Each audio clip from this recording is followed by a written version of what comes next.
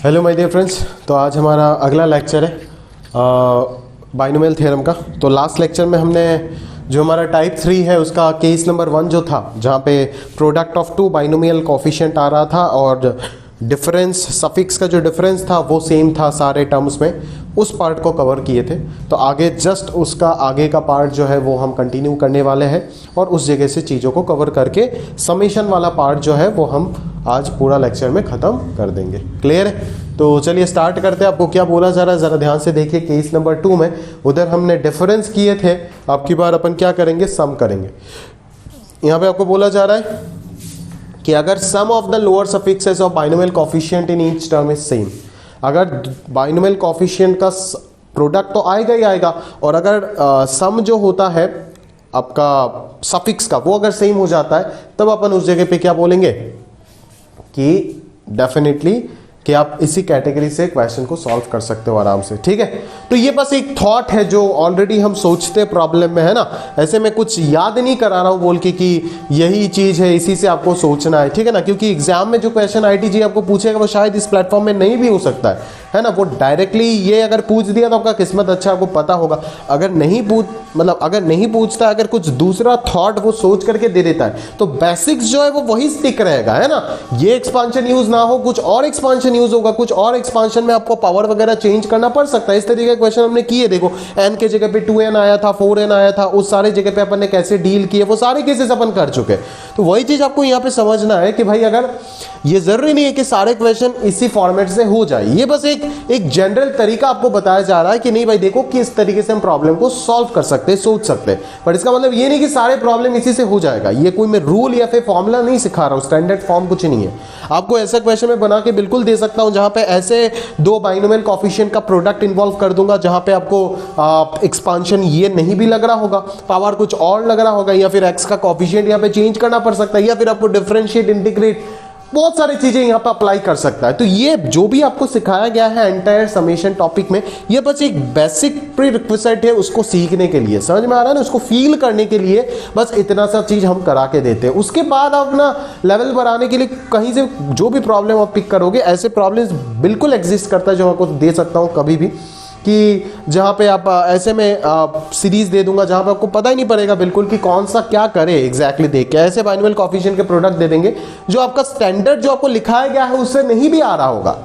But इसका मतलब तो ये नहीं है ना कि उस वक्त आप फंस जाओगे। अगर आप चीज़ों को इसी को याद करके जाओगे तो जरूर आप फंस जाओगे। बट अगर आप फील कर लिए कि करते कैसे हैं, सोचते कैसे, कि एक्सपांशन कौन सा लग रहा होगा, वो सोचते कैसे है, तब आप उस क्वेश्चन को करके निकल जाओगे। उसमें कोई ज़्यादा दिक्कत नहीं होगा आपको। समझ आ रहा है ना? तो चलिए स्टार्ट करते हैं। अपन समझते हैं कि sum of lower suffixes of binomial coefficient in each term is same. अगर सेम होता है तो क्या होगा? सिमिलरली पॉजिटिव टर्म वाले सीरीज के लिए एक कहानी होगा और अल्टरनेटिंग सीरीज के लिए एक होगा। अगर डिफरेंस सेम होता, अगर क्या होता, डिफरेंस सेम होता, तो अपन क्या सोचते? अगर डिफरेंस सेम हो रहा होता तो अपन क्या सोचते? याद करो कि 1 + x होल पावर n लिखते, फिर x + 1 होल पावर n लिखते, फिर मल्टीप्लाई कर देते, है ना। ये अपन कर रहे थे। या फिर यहां पे 1 - x होल पावर n और x + 1 होल पावर n को मल्टीप्लाई कर दिया। बट अब की बार क्या है, अगर सम आ गया तो आपको क्या करना है कि आपको x + 1 करने का और जरूरत नहीं है। यहां पे तो 1 + x 1 - x चलेगा, बिल्कुल सही है। बट यहां पे आप 1 + x होल पावर n देके ही काम चला सकते हो। ठीक है, तो वही 1 + x होल पावर n का एक्सपांशन दोनों जगह पे लिखोगे, दोनों सीरीज को प्रोडक्ट कर दोगे, अकॉर्डिंगली कोफिशिएंट इक्वेट करोगे, आपका काम हो जाएगा। ठीक है, तो ज्यादा फील आएगा अगर हम क्वेश्चन में सोचेंगे तभी जा करके। तो ये एक स्टैंडर्ड रिजल्ट की तरह भी यूज होता है, देखिएगा जरा, है ना। MCR × NC0, MCR - 1 × NC1। आप देख रहे हो ना, दो अलग अलग प्रकार के एक्सपांशन का क्या यूज हो रहा है, दो अलग अलग प्रकार के एक्सपांशन का बाइनोमियल कोफिशिएंट का प्रोडक्ट का सीरीज है ये। ठीक है, इसीलिए बोला जाता है sum of binomial coefficient product of two binomial coefficient from different expansion are present. ठीक है, तो अगर मैं बात करूं कि इसको कैसे सोचूंगा सर, ठीक है, आप बोलोगे सर ये सबसे पहला ऑब्जर्वेशन आपका क्या होगा, देखो कैसे सोचेंगे प्रॉब्लम को, है ना। मान लो अभी तो ये टॉपिक रेलेवेंट आप कर रहे हो, जब भी अननोन जगह पे ये क्वेश्चन आपको मल्टीपल चैप्टर्स के साथ मिक्स होकर के आएगा, तब आप क्या सोचोगे? सबसे पहले आप सोचोगे अच्छा ये देख के तो लग रहा है सीरीज है, इतना तो पता कर ही लोगे कि ये देख के सीरीज है। फिर सीरीज के बाद सोचोगे कि अच्छा सीरीज में बाइनोमियल कोफिशिएंट भी इन्वॉल्व है, मतलब तो ये बाइनोमियल थ्योरम का उस टॉपिक का क्वेश्चन होने वाला है। शायद हो सकता है, हो भी सकता है, नहीं भी हो सकता, मेरे को नहीं पता, बट एक बार मेरा दिमाग सोचेगा तो जरूर, उसको लेकर के सोचेगा तो जरूर। ठीक है, तो जैसे मैं सोचने जाऊंगा तो मैं याद करूंगा कि सर ने क्या क्या टाइप्स बताए थे। सर ने बताए थे जहां पे सिर्फ एक बाइनोमियल कोफिशिएंट रहता है। फिर सर ने ये पढ़ाए थे कि इस बाइनोमियल कोफिशिएंट के जो कोफिशिएंट है वो अगर चेंज हो जाता है, 2 से मल्टीप्लाई 3 से मल्टीप्लाई हाफ हो जाता है, 1/3 हो जाता है, उस जगह पे इंटीग्रेशन डिफरेंशिएशन या फिर सिग्मा नोटेशन सर यूज करते थे। ठीक है, उसके बाद आपका दिमाग में आएगा अरे भाई यहाँ पे तो वो भी कहानी नहीं है, यहाँ पे तो प्रोडक्ट ऑफ 2 बाइनोमियल कोफिशिएंट है। तो प्रोडक्ट ऑफ 2 बाइनोमियल कोफिशिएंट के लिए तो सर ने अलग सा एक टाइप ही पढ़ा रखा था, टाइप नंबर 3। ये मैं बोलने को बोल रहा हूं कि आपको लग रहा होगा कि बहुत समय लग रहा होगा आपको दिमाग में सोचने में, बट ये इतना फास्ट आपका दिमाग में आएगा, ये आप तभी सोच मतलब फील तभी कर पाओगे जब आप प्रैक्टिस पूरा कर चुके होंगे। ठीक है ना, तो उसके बाद आप तुरंत सोचोगे अच्छा टाइप 3 में तो बहुत सारे कैटेगरी सर ने बताया था, केसेस बताया था, यहाँ पे जो केसेस है वो कौन सा केस है मैं देख लेता हूँ। अच्छा सफिक्स के बारे में सर ने कुछ बताया था, यहाँ पे जो सफिक्स है उनका तो समेशन मेरे को सेम दिख रहा है, और एक और तरीका सर ने बताया था जहाँ पे सफिक्स का डिफरेंस सेम होता है। अगर भाई सफिक्स का समेशन सेम होता है और सफिक्स का समेशन अगर सेम होता है तो आपको पता चल जाएगा टाइप 3 का ये केस नंबर 2 है। फिर आप समझ जाओगे कि अरे भाई ये तो अल्टरनेटिंग सीरीज नहीं है, ये तो सारे के सारे पॉजिटिव टर्म वाले सीरीज है। तो ऑब्वियसली आपको ये चीज उस वक्त याद आ जाना चाहिए। ठीक है, अगर ये याद नहीं आ रहा है इसका मतलब आपका रिवीजन लूज हो रहा है। अब उसको स्ट्रांग करो तभी जाकर के, ये याद नहीं आता है तो करोगे कैसे बोलो। ठीक है, तो मैं किसी भी रैंडम क्वेश्चन का बात कर रहा हूं, दिमाग जो सोचता है ना वो इसी तरीके से ट्रेन करना चाहिए माइंड को, है ना। चलिए, तो अगर मैं सोचूं कि भाई इस तरीके से तो सर ने बोल दिया करने के लिए, ठीक है, बट यहां पे तो मेरे को दिख रहा है एक जगह पे m एक जगह पे n, है ना। अगले वाले क्वेश्चन में मेरे को C0 CN दिख रहा है, मतलब क्या कि दोनों जगह पे NC0 NCN इस तरीके से होगा। ठीक है, मतलब डिग्री दोनों जगह पे सेम है, बट यहाँ पे तो डिग्री दोनों जगह पे अलग है। तो आपको क्लियरली समझ आ गया होगा कि जनाब यहाँ पे अगर मेरे को सरवाइव करना है या फिर प्रॉब्लम का हल निकालना है तो एक एक्सपांशन को m कंसीडर करना पड़ेगा पावर में, और एक एक्सपांशन में पावर में n कंसीडर करना पड़ेगा, एंड देन प्रोडक्ट करके कोफिशिएंट इक्वेट कर देंगे तो शायद हमारा प्रॉब्लम सॉल्व हो जाए। चलिए देखते हैं कैसे सॉल्व होता है। ठीक है, सबसे पहले हम लोग क्या लिखने वाले हैं, 1 + x होल पावर m। तो 1 + x होल पावर m जो हो जाएगा वो क्या हो जाएगा, जरा ध्यान से देखिएगा, MC0 x⁻0, सही है, MC0 x⁻0 plus MC1 x plus MC2 x²। ऐसे करते करते बीच में कहीं ना कहीं पे r आएगा, बराबर आएगा r, और फिर चलते चलते n आएगा। ठीक बात है। फिर उसके बाद अपन अगला एक्सपांशन जो लेंगे, एज ये अल्टरनेटिंग नहीं है, अगर अल्टरनेटिंग होता तो पहला वाला माइनस में लेता, अगला वाला प्लस में लेता, तो पावर में क्या आएगा, n आएगा। अगर n आता है तो ये क्या आ जाएगा, NC0 plus NC1 x plus NC2 x² plus dot dot NCR x⁻r plus dot dot NCN x⁻n। सही बात है, क्लियर है। चलो, ये 1 है आपका, ये 2 है आपका। तो ये 1 और 2 को अगर मैं प्रोडक्ट करूंगा, ये 1 और 2 को अगर मैं प्रोडक्ट करूंगा तो इन दोनों को अगर प्रोडक्ट किया तो ये कितना आ जाएगा, 1 + x whole power m into whole power n। तो ये m + n आ जाएगा, ये m + n आ जाएगा, बराबर आएगा नहीं आएगा, बिल्कुल आएगा, m + n आएगा। ठीक बात है। अगर ये m + n आ रहा है दोस्त तो अपन यहां से क्या करेंगे, अपन यहां से क्या करेंगे, ये MC0 आ जाएगा प्लस MC1 इंटू x आएगा प्लस MC2 इंटू x² आएगा, है ना। अब मैं लिख के क्या करूं, ऑलरेडी आप समझ रहे होंगे, 2 ब्रैकेट का प्रोडक्ट आएगा, इतना बड़ा मेरे को अच्छा नहीं लगता है, मैं लिख के क्या करूं, इन दोनों का प्रोडक्ट आएगा। अभी आपको जो चीज चाहिए वो कौन सा चीज चाहिए, देख क्वेश्चन को देख और पता चल जाएगा। MCR के साथ NC0 मतलब क्या, इसके साथ NC0, अच्छा, उसके बाद MCR-1 के साथ NC1 मतलब इसका जस्ट पहले वाले के साथ ये। ठीक है, तो प्रोडक्ट में तो बहुत सारे टर्म आएगा, बट ऐसा एक चीज मिलेगा ना, M C R N C zero, इसका कॉफी साथ में x का पावर कितना आएगा, x टू द पावर आएगा। यहाँ पे x to the power r minus one होगा इसके पहले वाले पे, और यहाँ पे x है तो x to the power r minus one और x प्रोडक्ट होकर के नेट x का पावर कितना आएगा, r ही आएगा। ठीक है, तो मैं आराम से बोल सकता हूं कि ये सारे के सारे चीज के अंदर जो x पावर होगा वो कॉमन होगा, वो कितना हो जाएगा, x पावर r होगा। ठीक है, इसी तरीके से अगर मैं चलता जाऊं तो ये खत्म होते होते पूरा यहाँ पे आ जाएगा और ये चलते चलते NCR में चला जाएगा, that is MC0 into NCR, और वही आपको दिख रहा होगा MC0 इंटू NCR। ठीक है, और प्लस और भी बहुत सारी चीज रहेगा। ठीक है, तो इन दोनों का प्रोडक्ट करने के बाद मेरे को ऐसा तो एक टर्म जरूर मिलेगा और इधर उधर और भी बहुत सारी चीजें मिलेगा। ठीक है, तो अगर मेरे को इसका वैल्यू निकालना है तो डायरेक्टली आपको समझ आ रहा है ना कि x to the power r का कोफिशिएंट अगर इधर में निकाल देता हूं तो काम हो जाएगा।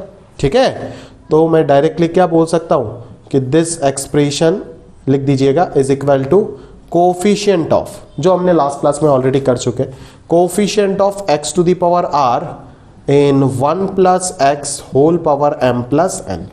ठीक है, और इस एक्सपांशन में यहां पे तो x का पावर 1 है तो डायरेक्टली आप लिख सकते हो coefficient of x power r जो होगा वो m plus N C R होगा। खत्म बात, तो ये आ गया आपका m plus N C R. Obviously m greater than r, m greater than r है तभी तो r के बाद हमने m तक लेके गया उसको।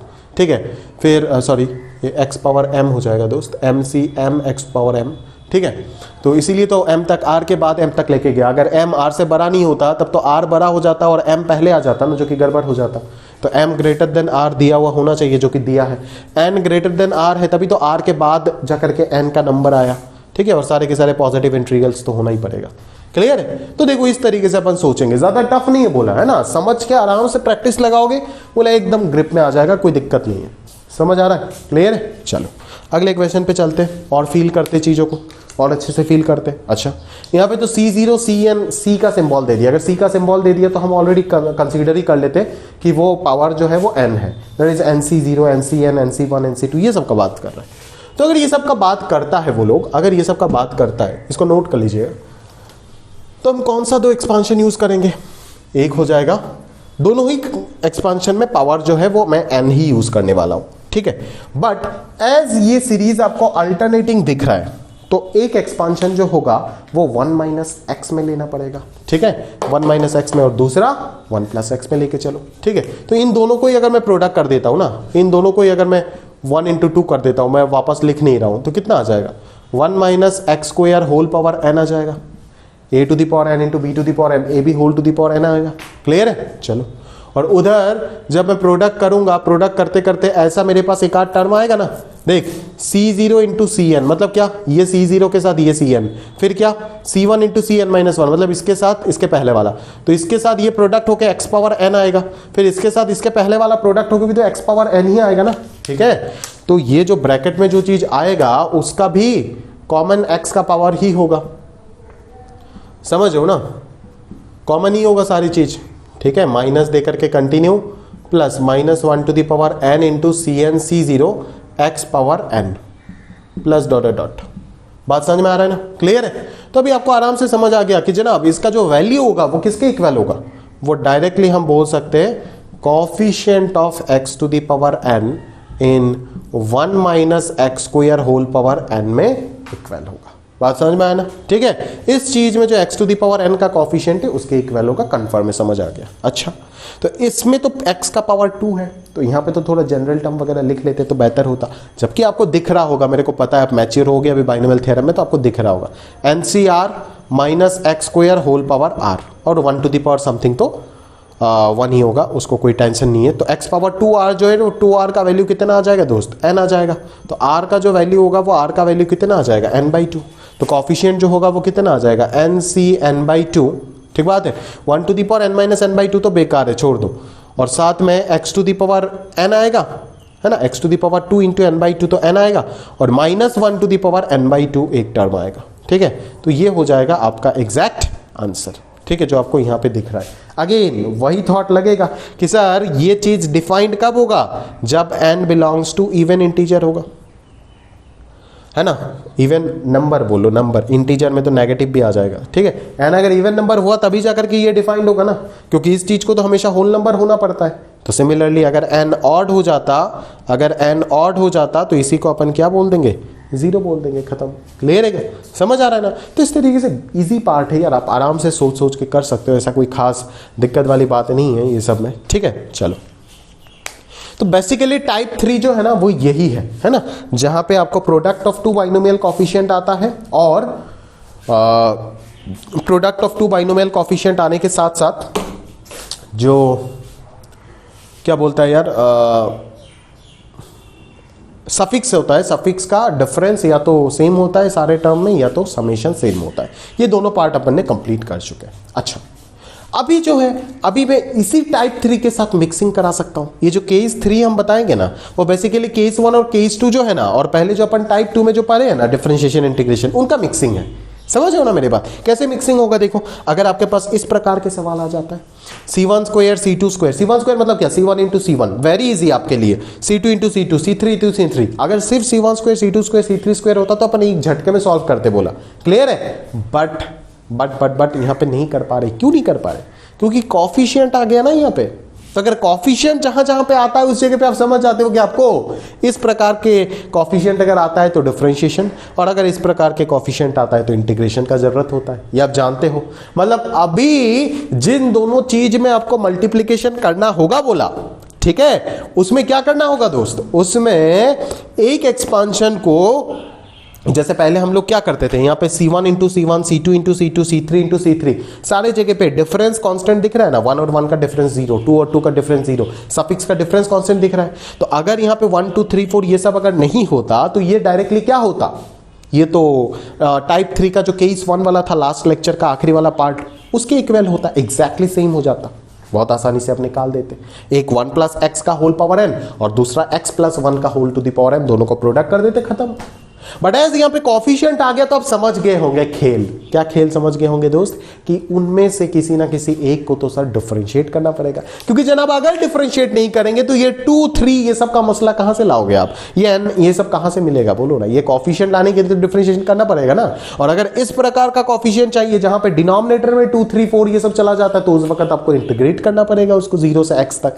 समझ में आ रहा है ना। तो इसी तरीके से खेल खेलना पड़ेगा। तो अभी आप डायरेक्टली रूल को अगर फॉलो करने जाओगे तो गड़बड़ हो जाएगा। जैसे मैंने थोड़ी देर पहले आपको बोला, अभी किसी भी एक से बेसिक तो स्टिक रहेगा वही 1 plus x whole power n और x plus 1 whole power n। उसी बेसिक्स के ऊपर बेस करके ना आप सोच रहे हो कि अरे भाई उनमें से अगर एक को डिफरेंशिएट कर देता और फिर प्रोडक्ट करता हूं तभी तो आंसर आ जाता है ना। तो इसीलिए बोल रहा हूं बेसिक सीखना तो इंपॉर्टेंट है। अभी क्वेश्चन के ऊपर डिपेंड करके अकॉर्डिंगली आप उसी बेसिक के ऊपर स्टिक करके अपना थॉट को चेंज कर सकते हो अकॉर्डिंगली। समझ आ रहा है ना। तो आराम से फील हो जाएगा। ठीक है। तो ऐसा कुछ रूल वगैरह ये सब कुछ सिखा नहीं रहा हूं मैं, बस कैटेगरी सिखा रहा हूं कि सोचते कैसे प्रॉब्लम्स को, है ना। इतने सेट ऑफ प्रॉब्लम से सोचते कैसे, मैं डोमेन्स को सिखा रहा हूं आपको। इस डोमेन का प्रॉब्लम को ऐसे सोचोगे, ऐसे सोचोगे, ऐसे सोचोगे।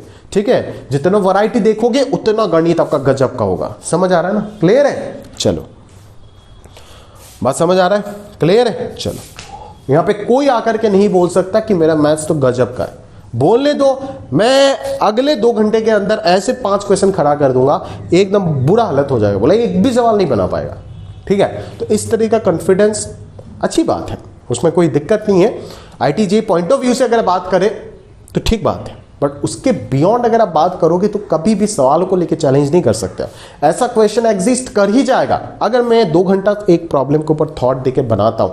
ठीक है। तो आप कैसे उसको बोलो तो हल निकाल दोगे इतना आसानी से, पॉसिबल नहीं होगा आपके लिए। समझ आ रहा है ना। तो आप कितना भी वैरायटी देखो वो हमेशा कम पड़ जाता है इस सब्जेक्ट में। इसीलिए मैं बोल रहा हूं कि इसमें सबसे ज्यादा टाइम आपको इन्वेस्ट करना चाहिए और खतरनाक लेवल की प्रैक्टिस होना चाहिए। ठीक है। और ये A+ भी होल स्क्वायर का प्रैक्टिस नहीं होना चाहिए, अच्छे लेवल के क्वेश्चन का प्रैक्टिस जरूर होना चाहिए आपको, नहीं तो प्रॉब्लम हो जाएगा। ठीक है। आपको कंटेंट जो डिलीवर किया जा रहा है वही इतना अच्छे लेवल का है, उसके बियॉन्ड जाकर के आपको प्रॉब्लम प्रैक्टिस करना पड़े। प्रॉब्लम का जो लेवल होना चाहिए आपके पास वो एक्स्ट्रा ऑर्डिनरी लेवल का प्रॉब्लम होना चाहिए। जिस लेवल में आपको पढ़ाया जा रहा है उसी लेवल में आप प्रॉब्लम कर रहे हो, उस लेवल में तो करना ही चाहिए। उस लेवल में एक आध एक्सरसाइज तो मिल ही जाएगा ना शीट में, जो आप आराम से कर सकते हो। ठीक है। वो तो जो पढ़ाया जा रहा है उसको स्ट्रॉन्ग करने के लिए नोट्स का रिवीजन और एक्सरसाइज 1 सॉल्व कर लो, खत्म बात। ठीक है। बट जरूर जो पढ़ाया जा रहा है उससे भी ऊपर लेवल का प्रॉब्लम आपको डेफिनेटली करना चाहिए, हर बच्चे को करना चाहिए। ठीक है। और अगर उतना खत्म हो जाता है तो जरूर आपको और अच्छे बुक्स जो है उनके ऊपर ध्यान जरूर देना चाहिए। क्लियर। नहीं तो प्रॉब्लम हो जाएगा दोस्त। चलिए तो इसको आप नोट कर लीजिएगा। हम चलते हैं अगले पार्ट में। ये लिख करके दिया है, वही चीज़ लिखा हुआ है, देख लीजिएगा एक बार, रीड करके अपने नोट्स में भी ऐड कर लेना। ठीक बात है। चलो अपन क्वेश्चन में सोचते, क्वेश्चन क्या बोल रहा है। क्वेश्चन बोलता है C1 square plus 2C2 square plus 3C3 square plus dot dot dot NCN square, इसको निकालो। इसको निकालो सर, देखता हूँ कर पाते नहीं कर पाते। तो अपन क्या सोचे, अपन सोचे अरे भाई 1 2 3 4 अगर ये सबको हटा देते तब तो ये टाइप 3 का केस नंबर 1 था, जहाँ पे डिफरेंस सफिक्स का कांस्टेंट सेम है। ठीक बात है। तो अपन अगर यूज करेंगे तो कौन सा एक्सपांशन यूज करेंगे sir, 1 plus x whole power n और x plus 1 whole power n। But as यहाँ पे कॉफिशिएंट आ गया तो एक ना एक को डिफरेंशिएट करना पड़ेगा, ये भी आप समझ गए। तो चलिए 1 plus x whole power n को लिख के उसको डिफरेंशिएट करके फिर उसको x plus 1 whole power n से मल्टीप्लाई करते हैं।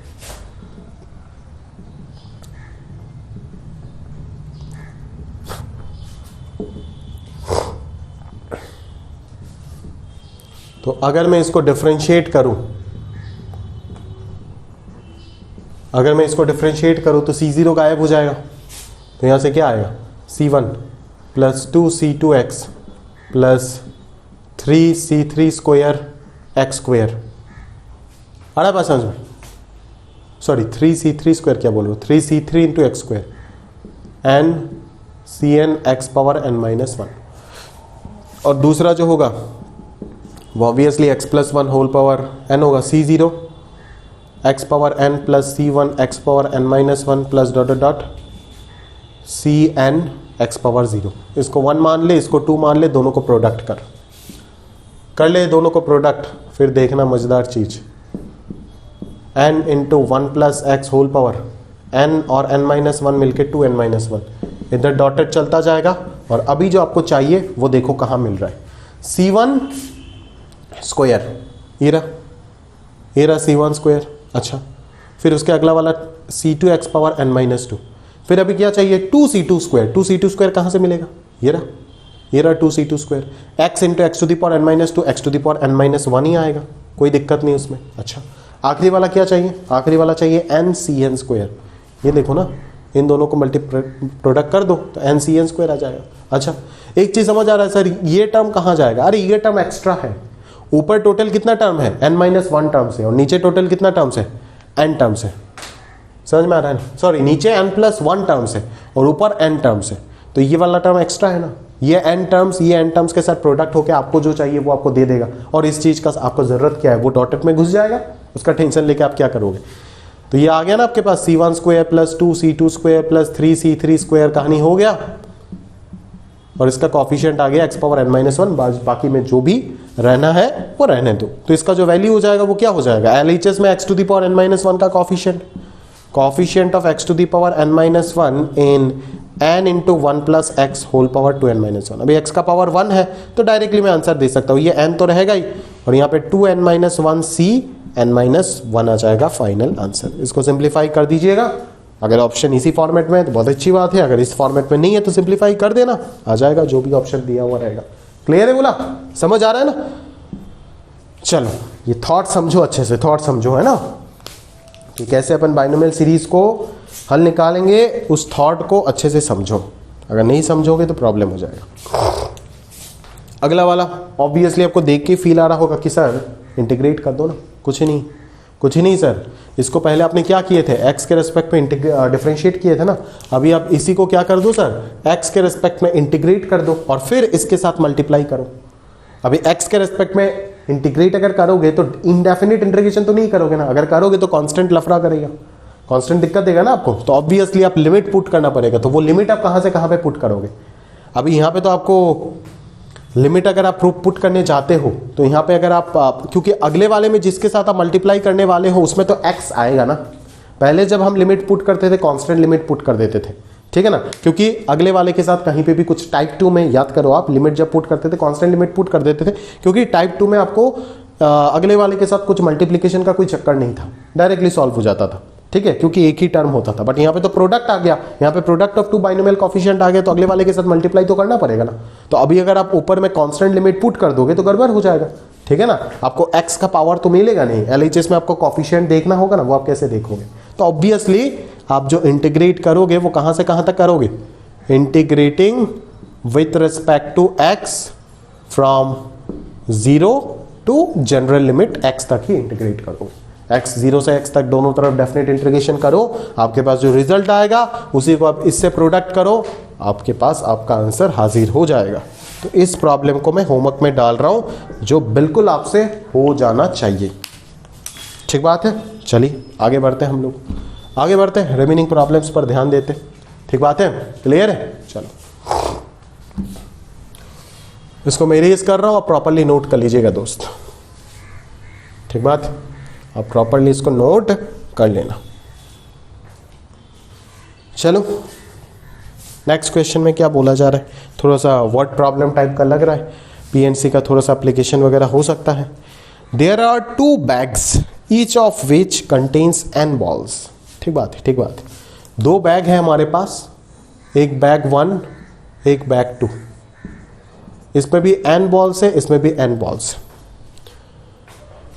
A man has to select an equal number of balls from both the bags. एक इंसान को हमने बोला कि दोनों बैग से आपको बॉल पिक करना है, बट दोनों बैग से जब आप पिक करोगे हर बार तो equal number of ball pick करोगे। Prove that the number of ways in which a man can choose at least one ball from each bag. At least one ball from each bag is this. तो अगर at least one ball हर एक bag से उसको pick करना ही है तो total veg क्या हो जाएगा, आप खुद सोचो। टोटल वेज क्या हो जाएगा, दोनों बैग से एटलीस्ट एक बॉल तो पिक करना ही होगा। तो क्या पता इससे वो एक बॉल पिक कर रहा है और इससे भी एक बॉल पिक कर रहा है, ऐसे भी हो सकता है। काम खत्म नहीं हुआ क्योंकि और भी केसेस बाकी है ना। यहां पे तो काम खत्म हो गया ना, यहां पे तो काम खत्म हो गया, तो यहां पे अगर काम, क्योंकि 2 बैग से बॉल पिक करना तो हो गया ना, और अगर काम खत्म होता है तो आप जानते हो एडिशन लगाते, एडिशन थ्योरम।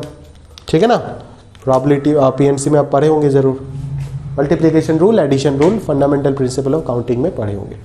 तो या तो दोनों बैग से मैं एक एक बॉल पिक करूं, या तो दोनों बैग से 2-2 बॉल पिक करूं, क्योंकि मेरे को बोला गया है कि भाई जो भी पिक कर रहे हो वो इक्वल नंबर में होना चाहिए। या तो दोनों बैग से 3-3 बॉल पिक करें, या तो ऐसे केसेस बनता जाएगा, कहां तक चलेगा, n तक चलेगा, क्योंकि मैक्सिमम तो n ही है, उससे ज्यादा थोड़ी ना पिक कर सकते हो।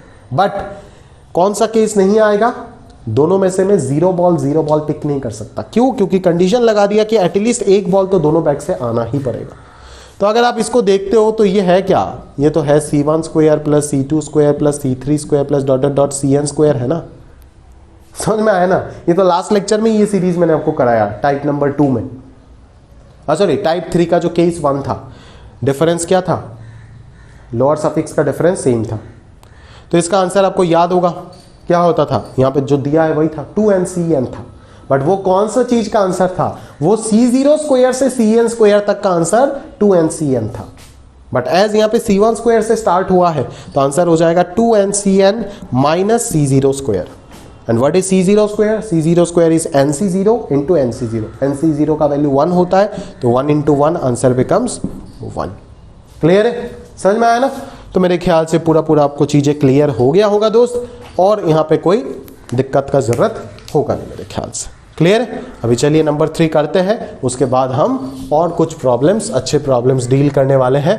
एंड जैसे ही ये खत्म होता है तब हम टाइप 4 की ओर चलेंगे, दैट इज हमारा मल्टीपल सिग्मा का जो कंसेप्ट है उसको देखने वाले। ठीक है, चलो आगे बढ़ते हैं नंबर 3 में। LHS छोटा दिख रहा है, RHS काफ़ी बड़ा दिख रहा है, तो ऑब्वियसली मेरा मन करेगा कि मैं RHS से LHS की ओर जाऊं, तो मैं RHS को पकड़ रहा हूं। RHS में क्या बोला गया है, ध्यान से देखो, MC4 minus M plus 1C1 into MC3 plus M plus NC2 into MC2 minus M plus NC3 into MC1 plus M plus NC4। ठीक है, तो यहां पे हर जगह पे 2 टर्म का प्रोडक्ट दिख रहा है, बट फर्स्ट और लास्ट में एक ही टर्म दिख रहा है। अगर एक ही टर्म दिख रहा है तो आपका जिम्मेदारी ये लेकर के आना, M plus NC1, M plus NC2, M plus NC3, तो ऑब्वियसली उससे पहले वाला क्या होगा, M प्लस NC0। ये चिपका दिया, समझ में आया ना, समझ में आ रहा होगा आपको। ठीक है, और यहां पे M प्लस MC4 डिक्रीज होता गया, 4 3 2 1, तो अगले वाले पे MC क्या आएगा, 0 आएगा। ये लो हो गया। Product of two binomial coefficient मैंने बना दिया, आपको फॉर्मेट बना करके दे दिया। अभी आपको सोचना है, अभी आप क्या सोचोगे बोलो। आपको दिख रहा है यहाँ पे सम जो है लोअर सफिक्स का वो क्या दिख रहा है, product of two binomial coefficient है, बट सम जो है वो कांस्टेंट दिख रहा है। अगर सम कांस्टेंट दिख रहा है तो ऑब्वियसली ये केस नंबर 2 का क्वेश्चन है। तो अगर केस नंबर 2 का क्वेश्चन है तो एक बार कौन सा सीरीज आप लेके चलोगे, एक बार आप सीरीज लेके चलोगे, अल्टरनेटिंग सीरीज भी आपको दिख रहा है ना, तो एक बार लेके चलोगे 1 - x होल पावर m, और दूसरे बार आप लेके चलोगे दूसरा जो सेकंड पावर है that is 1 + x whole power m। ठीक है ना, वही थॉट अप्लाई किया। बात समझ में आया ना, क्लियर। तो बेसिकली हम लोग यहाँ से क्या लिख रहे होंगे, क्या लिख रहे होंगे दोस्त, m + nc0 minus m + nc1 plus m + nc2 x² minus m + nc3 x³ plus m + nc4 x⁴ minus and so on चलता जाएगा। और अगर मैं इधर लिखूं mc0 सॉरी यहाँ पे तो सारे प्लस आएगा, mc2 x² plus mc3 x³ plus mc4 x⁴ plus dot dot dot चलता जाएगा। अभी अगर मैं प्रोडक्ट करूं 1 × 2 अगर करूं तो मेरे पास ये क्या मिल रहा है, 1 - x whole power m + n into 1 + x whole power m, और यहाँ पे डॉट डॉट डॉट जो हमारा मतलब का चीज़ है वो कौन सा है, m + c0 इंटू mc4, दिख रहा है ना आपको, m + nc0 इंटू mc4, फिर m + c1 इंटू mc3। तो आप समझ गए होंगे कि कहानी कि भाई x⁴ into x⁴ net power कितना, x⁴, यहाँ पे x³ इंटू x कितना है नेट पावर, x⁴ है ना। तो यही चीज मिलता जाएगा आपको लास्ट तक m + nc4 इंटू mc0 तक, और ब्रैकेट में बाहर आ जाएगा x⁴, और प्लस में डॉटेड और भी बहुत सारे चीज चलता जाएगा। तो अभी जो आपका ये जो आंसर है वो ये आंसर जो होगा, अच्छा इसको थोड़ा सा सिंप्लीफाई कर देते हैं, इसको अगर मैं ब्रेक कर देता हूं तो 1 - x होल पावर n आ जाएगा, और 1 - x होल पावर m और into 1 + x whole power m मिलकर के बन जाएगा 1 - x² होल पावर m। ये सिंप्लीफिकेशन तो आपको आना चाहिए। तो अभी जो ये जो आंसर होगा जो आपको निकालने को बोला गया है वो डायरेक्टली क्या हो जाएगा, coefficient of x⁴ in LHS। बात समझ में आया। अच्छा, तो अगर कॉफिशिएंट ऑफ x⁴ का कॉफिशिएंट ऑफ x⁴ आपको चाहिए इस जगह पे, तो आपको क्या करना पड़ेगा, वापस वही जो पहले हमने लेक्चर 2, 3 वगैरह में सीखे थे कॉफिशिएंट निकालना, वही थॉट लगाना पड़ेगा ना, कि आपको चेक करके देखना पड़ेगा यहाँ पे x⁴ और यहाँ पे x⁴ का कॉफिशिएंट, यहाँ पे x³, यहाँ पे x⁴1, यहाँ पे x², यहाँ पे x², यहाँ पे x, यहाँ पे x³ और यहाँ पे x⁴, यहाँ पे x⁴। मैं बोल रहा था कि इसका पावर जो इसका जो जनरल टर्म आएगा वो तो 2r आएगा, तो 2r अगर 1 हो जाता है तो r हाफ हो जाएगा, मतलब इस एक्सपांशन में x⁴1 वाला कहानी तो मिलेगा ही नहीं। समझ में आया, ये तो कैंसिल हो गया। सिमिलरली यहाँ पे तो सारे के सारे इवन पावर्स आएगा, तो 2r का वैल्यू 3 भी नहीं हो सकता, तो ये भी कैंसिल हो जाएगा। तो अगर मिलेगा तो इन तीन ही केस मिलेगा, और इसीलिए आपको LHS में शायद 3 ही टर्म दिख रहा होगा। समझ में आया ना। तो इसमें x⁴ का कॉफिशिएंट कितना हो जाएगा बोलो, इसमें हो जाएगा, आंसर जो होगा वो मैं डायरेक्ट लिख रहा हूँ, आप सुंदर से एकदम बना करके नोट्स बना करके रखिएगा। इसमें x⁴ और इसमें x⁴ निकाल के प्रोडक्ट करके लिखो। इसमें x⁴ क्या होगा, nc4 -1⁴ तो प्लस ही होगा, तो डायरेक्टली nc4 आएगा, और इसमें कितना आएगा, mc0 आएगा। ठीक है, एक मिल गया। चलो आखिरी वाला लिख देते हैं, इसमें nc0 हो जाएगा, और इसमें अगर x⁴ चाहिए तो क्या होगा, x2r का वैल्यू 4 तो r का वैल्यू 2 हो जाएगा, है ना, r का वैल्यू 2 हो जाएगा, तो इसमें आ जाएगा nc0 इंटू mc2, है ना। और यहाँ पे अगर x² चाहिए तो क्या होगा, nc2 हो जाएगा, और यहाँ पे अगर x² चाहिए तो r का वैल्यू 1 होगा, है ना, r का वैल्यू 1 हो जाएगा। समझो मेरी बात, अगर r का वैल्यू 1 हो जाता है तो ये तो -1⁴ तो माइनस आएगा ना बाहर, तो यहाँ पे साथ में -mc1 आएगा। ठीक है, तो ये हो जाएगा आंसर। nc4 वही दिया है आंसर, देख लेना, mc2 और -mc1 into nc2 exactly equal है। समझ में आया ना, क्लियर है।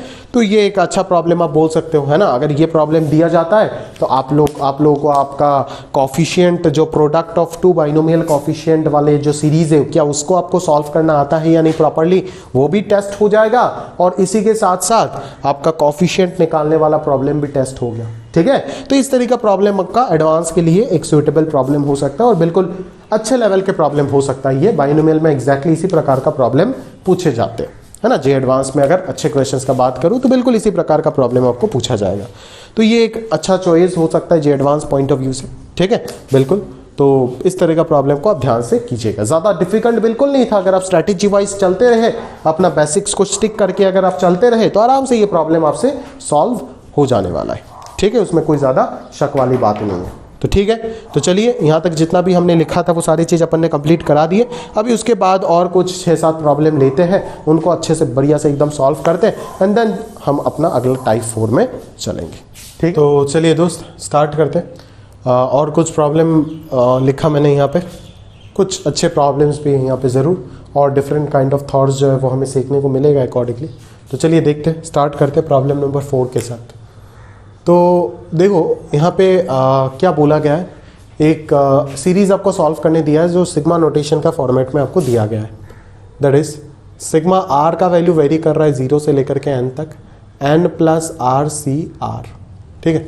तो अभी अगर मैं r का वैल्यू पुट करूँ तो ये n प्लस 0 सी 0, फिर 1 पुट करूँ तो n प्लस 1 सी 1, फिर 2 डालें तो n प्लस 2 सी 2, ऐसा ही ये चलता जा रहा है। कहाँ तक चलेगा, n plus N C N तक, बिल्कुल यहाँ से यहाँ तक वो वेरी करता जा रहा है। तो अभी आप ध्यान से देख सकते हो इस तरीके का पैटर्न तो अभी तक हमें देखने को मिला नहीं खास करके। तो ऐसे सोच सकते हो ना कि भाई NC0 वो किस चीज़ का आप बोल सकते हो कि कॉफिशिएंट होगा और किस एक्सपांशन पे होगा, क्योंकि ये सारे के सारे ऊपर वाला चीज़ वेरी कर रहा है, आप देख रहे हो। तो अगर ऊपर वाले वेरी कर रहा है तो ऐसा तो थॉट अभी तक मिला नहीं। जितने भी जगह पे मिला था या तो प्रोडक्ट सेम हो रहा था, ऊपर वाला सेम हो रहा था। अभी तो, अगर दो बाइनोमियल कोफिशिएंट आ भी रहा है तो ऊपर वाला सेम था सारे, नीचे वाला चेंज हो रहा था, समेशन कभी कांस्टेंट कभी डिफरेंस कांस्टेंट, वो सब मिला आपको। बट न्यू पावर जो है एक्सपांशन का वो चेंज होते हुए आप नहीं देखे। तो यहाँ पे अगर मैं सोचूं तो किस तरीके से सोच सकता हूँ, ये भी एक ख्याल है सबसे पहले कि भाई अगर मैं देखूं इस एक्सपांशन को कि ये तो कुछ और ही एक्सपांशन है, ये तो कुछ और ही एक्सपांशन है, ठीक है। तो सारे के सारे ये अलग अलग प्रकार के एक्सपांशन आपको दिख रहा है, दिख रहा है नहीं दिख रहा है, ऑब्वियसली दिख रहा है, मेरे ख्याल से तो दिख रहा है, ठीक है। अच्छा तो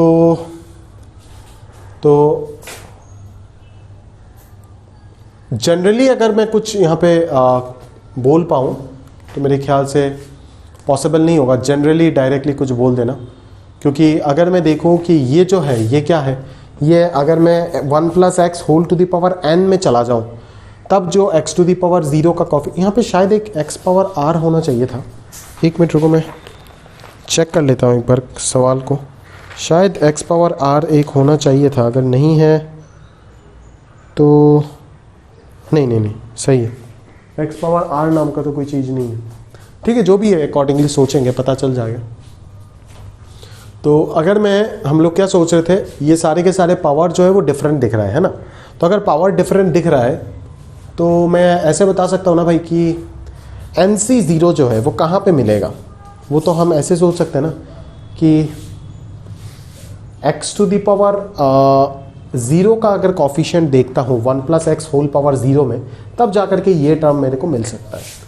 अगले वाले पे अगर मैं देखूं तो x टू दी पावर 1 का कॉफिशिएंट आ गया, है ना।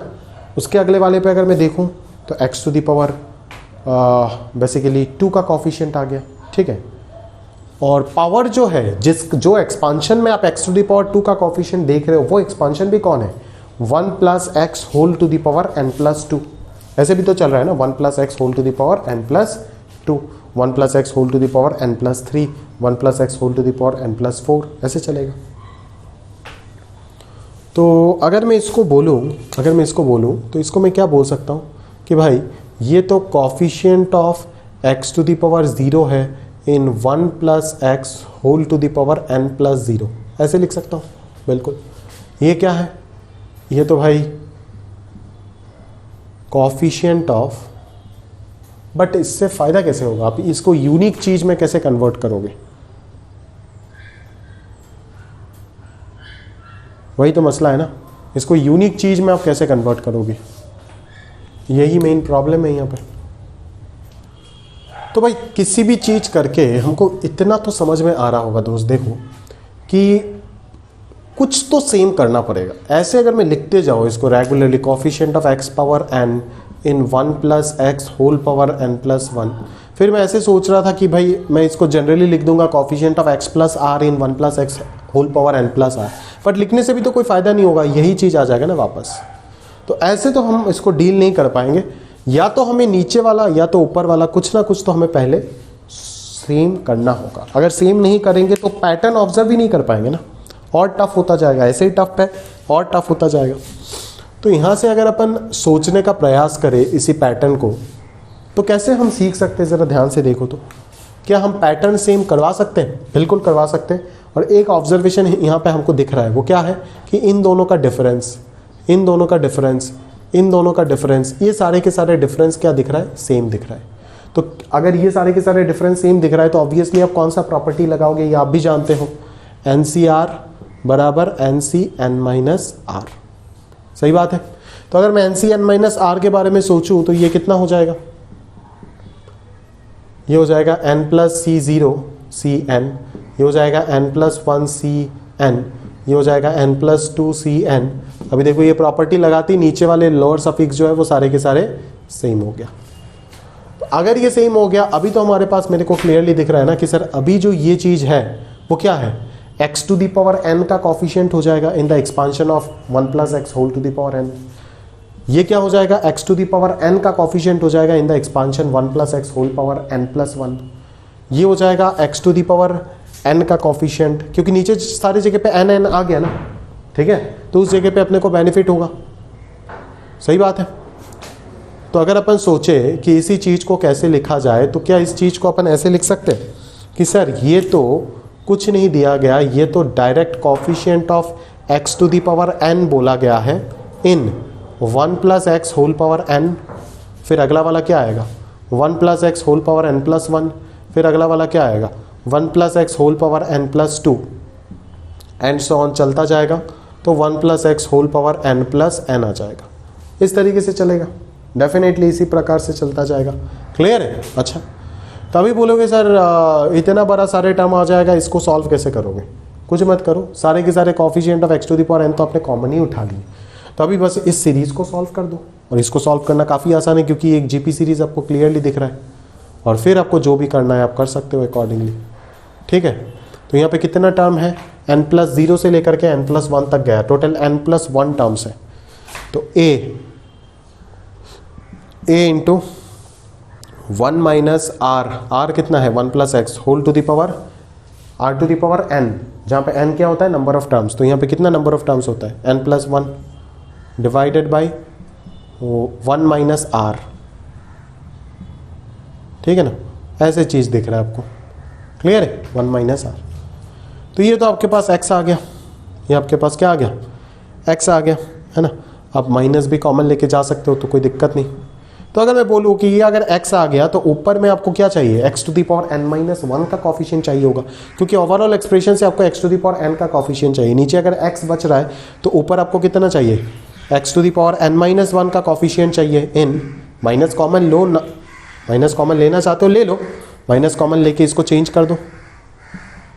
मतलब इस चीज़ में अभी आपको x to the power n minus 1 का कॉफिशिएंट चाहिए, और ये चीज़ कौन है, मल्टीप्लाई अगर कर देते तो ये 2n प्लस 1 आ जाएगा minus 1 plus x whole to the power n आ जाएगा। ठीक है, तो यहाँ से जो x to the power n minus 1 का कॉफिशिएंट होगा वो हो जाएगा 2n plus 1 c n minus 1 directly, और यहाँ से जो x to the power n minus 1 का कॉफिशिएंट होगा वो हो जाएगा nc n माइनस 1। तो this will be the final answer of this coefficient and hence the series. समझ में आया ना, क्लियर है। तो अब इस थॉट को ऐसे बोल सकते हो ना भाई कि बाइनोमियल तो यूज हुआ ही, ठीक है, बाइनोमियल तो यूज हुआ ही, बट तरीके से अगर देखा जाए तो एक बाइनोमियल के अंदर एक और बाइनोमियल है, एक बाइनोमियल के अंदर, एक बाइनोमियल सीरीज के अंदर एक और बाइनोमियल का थॉट आ रहा है ना, इस टाइप में भी आप इसको बोल सकते हो, बिल्कुल कोई दिक्कत नहीं।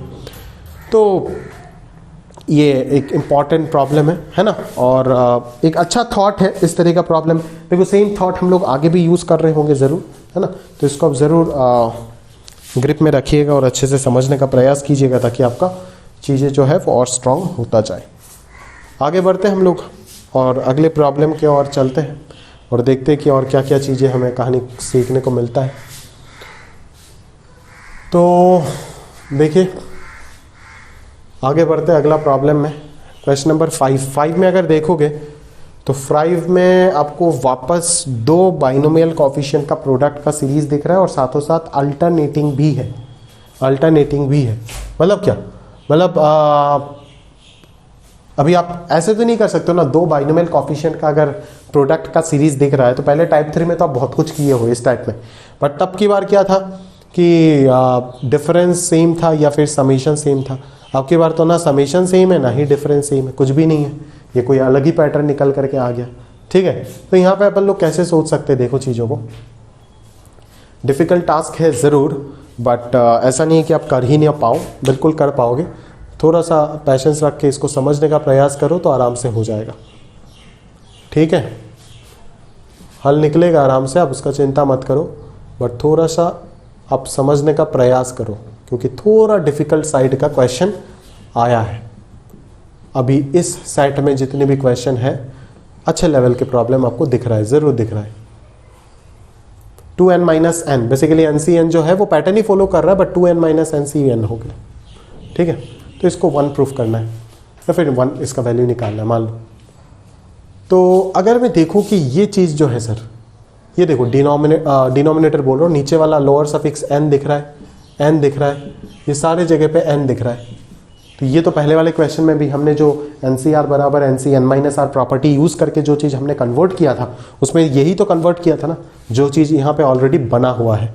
अगर बना के नहीं देता तो और स्ट्रगल करा देता यहाँ पे, समझ रहे हो ना, ये क्वेश्चन और टफ हो जाता अगर मैं इसको 2NCN, इसको 2n-NC n-1, यहाँ पे n-2, यहाँ पे n-3 ऐसे अगर दे देता तो और स्ट्रगल हो जाता, क्योंकि एक स्टेप लगा करके तब पहले आपको n को इक्वल करना पड़ता है यहाँ पे। ठीक है, समझ में आ रहा है। चलो, तो ये क्या है आप समझ रहे होंगे, ये क्या है, ये कुछ नहीं है सर, ये कोएफिशिएंट ऑफ, है ना। चलो प्रॉब्लम को चेंज ही कर देते, प्रॉब्लम को यही बना देते कि 2NCN, यहाँ पे 2NC मान लो, सब्ट्रैक्ट करेंगे तो कितना आएगा, n-1 यहाँ पे आ जाएगा, n-2 यहाँ पे आ जाएगा, अकॉर्डिंगली n-n 0 आ जाएगा। ऐसे अगर दे दिया जाता क्वेश्चन तो तब आप ये सोच लेते कि अच्छा, तब आप ये सोच लेते कि सर यहाँ पे तो इन दोनों का समेशन सेम हो जाएगा, यहाँ पे इन दोनों का लोअर सफिक्स का तो समेशन सेम हो रहा है ना, तो समेशन अगर सेम हो रहा है ना सर तब तो आप कर पाओगे आराम से। ठीक है, तो चलिए अच्छा ही हुआ इसको प्रॉपर्टी लगा करके तो और फ़ायदा हो गया हमारा। ठीक है, तो चलिए एक बार देख लेते हैं होता है या नहीं होता है। अगर होता है तब तो बहुत अच्छी बात है, ठीक बात है। तो हम क्या सोचेंगे, अगर समेशन सेम दिख रहा है लोअर सफिक्स का तो हम क्या कर सकते हैं, 1 + x whole to the power n and again 1 + x whole to the power n। But as ये अल्टरनेटिंग सीरीज है तो एक बार 1 - x whole to the power n use करते हैं, nc0 + nc1x + nc2x², ऐसे कहानी चलता जाएगा ncnx to the power n तक। ठीक है, और एक और बात जो हम लेंगे वो 1 + x whole to the power n नहीं लेंगे, ट्वाइस n लेंगे, क्योंकि यहाँ पे ट्वाइस n है। अच्छा, यहाँ पे ट्वाइस n होने से भी तो काम नहीं चलेगा ना सिर्फ, क्योंकि ट्वाइस n के बाद लफड़ा आ रहा है ना भाई, ट्वाइस n के बाद है तो ये पावर भी वेरी कर रहा है, फंस गया यार। चलो, क्योंकि ट्वाइस n के बाद तो ये पावर भी वेरी कर रहा है ना, अगर ट्वाइस n के बाद ये पावर, अगर यहाँ पे भी ट्वाइस n, यहाँ पे भी ट्वाइस n, यहाँ पे भी ट्वाइस n होता तब तो इसी पैटर्न से हो जाता। बट एज यहाँ पे ट्वाइस n नहीं है तो हमें कुछ और सोचना पड़ेगा। ठीक है, और सोचना पड़ेगा, समझ में आ रहा है। तो ये पैटर्न तो कैंसिल हो गया।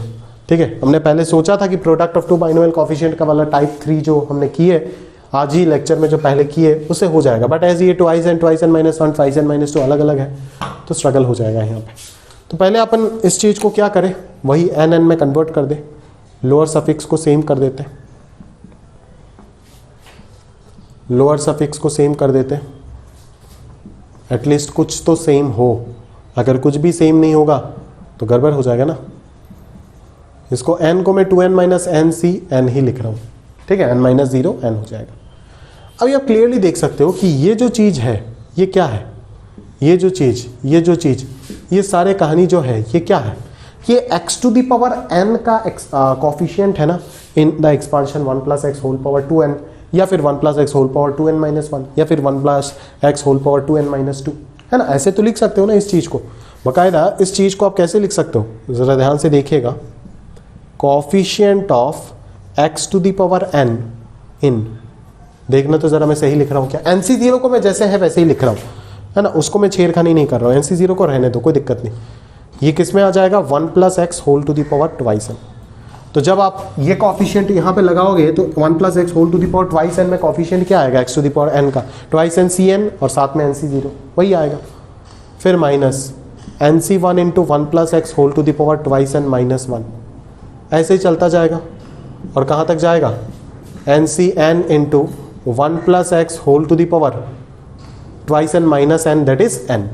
क्लियर है, समझ में आ रहा होगा। अच्छा, तो अगर ये समझ में आ गया आपको तो यहां से आप जरूर समझ पा रहे होंगे कि कुछ ना कुछ कॉमन तो जरूर आएगा।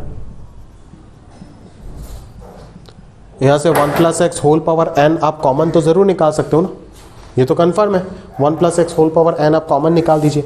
अगर कॉमन निकाल देंगे तो यहाँ पे क्या आ जाएगा, NC0 into 1 plus x whole power n minus NC1 into 1 plus x whole power n, अगर निकल गया तो ये n माइनस 1 हो गया, फिर NC2 1 plus x whole power n minus 2 minus dot dot, फिर plus minus 1 to the power n NCn 1 plus x whole to the power कितना आ जाएगा, ये अगर पूरा पूरा कॉमन चला गया तो n माइनस n 0 बचेगा ना।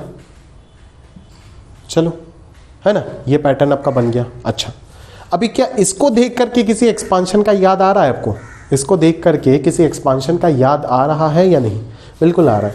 NC0 1 plus x whole to the power n minus 0 into 1 to the power 0 into 1 to the power 1 into 1 to the power 2, तो ये कंफर्म एक एक्सपांशन का इंफॉर्मेशन आपको दे रहा है ना यहाँ पे। और वो एक्सपांशन कौन सा एक्सपांशन है, सोच के देखो, 1 प्लस एक्स है ना, और उसके साथ कौन आएगा, सेकंड जो x के जगह पे तो 1 प्लस एक्स दिख रहा है हर जगह पे, और y के जगह पे क्या आ रहा है, 1 आ रहा है, तो y के जगह पे 1 आएगा, बट एज अल्टरनेटिंग है और NC0 से NCn तक पूरा कवर हुआ है ना, तो हम यहाँ पे बीच में क्या लगाएंगे, माइनस। बात समझ में आया ना, ये इस चीज का एक्सपांशन है ना ऊपर वाला, ठीक है। तो ये कितना आ जाएगा, x to the power n। तो अभी जो हमें निकालना है वो क्या निकालना है, coefficient of x to the power n निकालना है in 1 plus x whole to the power n into इसको सॉल्व करके आया x to the power n। तो भाई x to the power n का कॉफिशिएंट मतलब क्या, यहाँ पे अगर x to the power n का कॉफिशिएंट चाहिए, इसका मतलब coefficient of x to the power n, ये तो x to the power n मिल ही गया, मतलब यहाँ पे क्या चाहिए, x टू द पावर 0 का कॉफिशिएंट चाहिए, तभी तो net x to the power n आएगा ना, नहीं तो x to the power n से ज़्यादा ही होगा हमेशा। तो x to the power 0 in 1 plus x whole to the power n which is nothing but NC0, और NC0 का आंसर आपका 1 होता है। क्लियर है, समझ में आया ना। तो ये एक ज़बरदस्त प्रॉब्लम हो गया है ना, ये दोनों के दोनों प्रॉब्लम में काफ़ी अच्छे प्रॉब्लम थे। ज़रूर आप बाइनोमियल सीरीज़ के ऊपर इस तरीके का कैटेगरी प्रॉब्लम आएगा अगर, अच्छे प्रॉब्लम ज़रूर होंगे, है ना। यहाँ पे पावर में अगर देखो, सबसे पहली बात कि 2n 2n minus 1 2n minus 2 ये सब दे करके हमको पूरा पूरा घुमा डाला। समझ आ रहा है, क्लियर है। तो ये सबसे क्रिटिकल स्टेप था जो आपको समझना था। चलिए नोट कीजिए अच्छे से, प्रैक्टिस कीजिएगा अच्छे से इस तरह का प्रॉब्लम, ताकि बेस जो है और आपका फंडामेंटल्स अच्छे से स्ट्रांग हो जाए। अगला प्रॉब्लम जो है मेरे को सेम कैटेगरी में दिख रहा है, अगेन अगेन अगेन 1000 999 998 उसी तरीके से डिक्रीज होता जा रहा है ये। चलिए सोचते, मिल करके सोचेंगे तो कुछ ना कुछ ज़रूर निकल जाता, बट एज आप नहीं हो मेरे साथ तो हमको अकेला काम चलाना पड़ रहा है, कुछ कर नहीं सकते दोस्त। कैमरा के सामने ये सब पढ़ाना अच्छा नहीं लगता। और मेरे को नंबर 6 1000C50 प्लस 2 999C49, ठीक है। चलिए फील क्या आता है देखते हैं। 1000C50 plus plus plus plus 2 999C49, ठीक बात है, ठीक बात है, बहुत बढ़िया। अच्छा फिर 3 इंटू 998C48, ठीक बात है। फिर लास्ट वाला क्या दिख रहा है, 51950C0। अभी वापस क्या दिख रहा है, जो पैटर्न मैंने आपको पहले ही बना करके दिया था वही पैटर्न यहाँ पे मिल गया ना। कि लोअर सफिक्स जो है वो बिल्कुल अनाप शनाप दिख रहा है आपको, है ना, सेम नहीं है। बट आप ये ऑब्जर्व कर लिए कि इन दोनों का डिफरेंस तो सेम है। तो अगर इन दोनों का डिफरेंस सेम है तो आप क्या करोगे, NCR बराबर NC n minus R use कर दोगे फटाफट। तो जैसे ही आप NCR बराबर NC n minus R use करने जाओगे तो 1000 माइनस 50 950 आ जाएगा, खट से 950 आ जाएगा सारे जगह पे, ठीक है, सारे जगह पे खट से 950 आ जाएगा बोला। 51 इंटू 950 C, 950 माइनस 0 इज 950, ये तो मिल गया। तो अभी मैं ये बोल सकता हूँ ना कि सर ये तो x टू दी पावर 950 का कॉफिशिएंट है, तो इसको अपन ऐसे लिख सकते हैं ना sir, coefficient of x to the power 950 in 1 plus x whole to the power 1000 plus 2 तो आ जाएगा। ये पैटर्न अभी आप थोड़ा बहुत आपको सीख गए होंगे आप, है ना, अभी समझ में आ रहा होगा कि ये पैटर्न क्या चल रहा है, ये नया पैटर्न आपको सीखने को मिला, समझ में आया ना। और सिमिलरली इस तरीके से 51 into 1 plus x whole to the power 950 दिख रहा है। अभी आप बोलोगे सर पहले तो जीपी सीरीज आ गया था, बहुत आसानी से आपने निकाल दिए थे, बट अब की बार तो जीपी भी दिख रहा है सर और एपी भी दिख रहा है। तो ये सीरीज जो है वो कैसा सीरीज है, वो एक एजीपी सीरीज है, एरिथमेटिको ज्योमेट्रिक प्रोग्रेशन सीरीज है ना, है ना, एजीपी सीरीज है। अगर ये एजीपी है तो अपन क्या बोलेंगे, एजीपी का टेक्निक तो आपको पता ही है कैसे निकालते हैं। अभी इसको एजीपी से आप सॉल्व करो, सॉल्व करके x टू दी पावर 950 का कॉफिशिएंट निकाल दो। तो रिमेनिंग पार्ट इस प्रॉब्लम का मैं होमवर्क में डाल रहा हूँ। अगर एजीपी आपको नहीं पता तो मैं याद ज़रूर दिला सकता हूँ, बट करके नहीं दे पाऊंगा।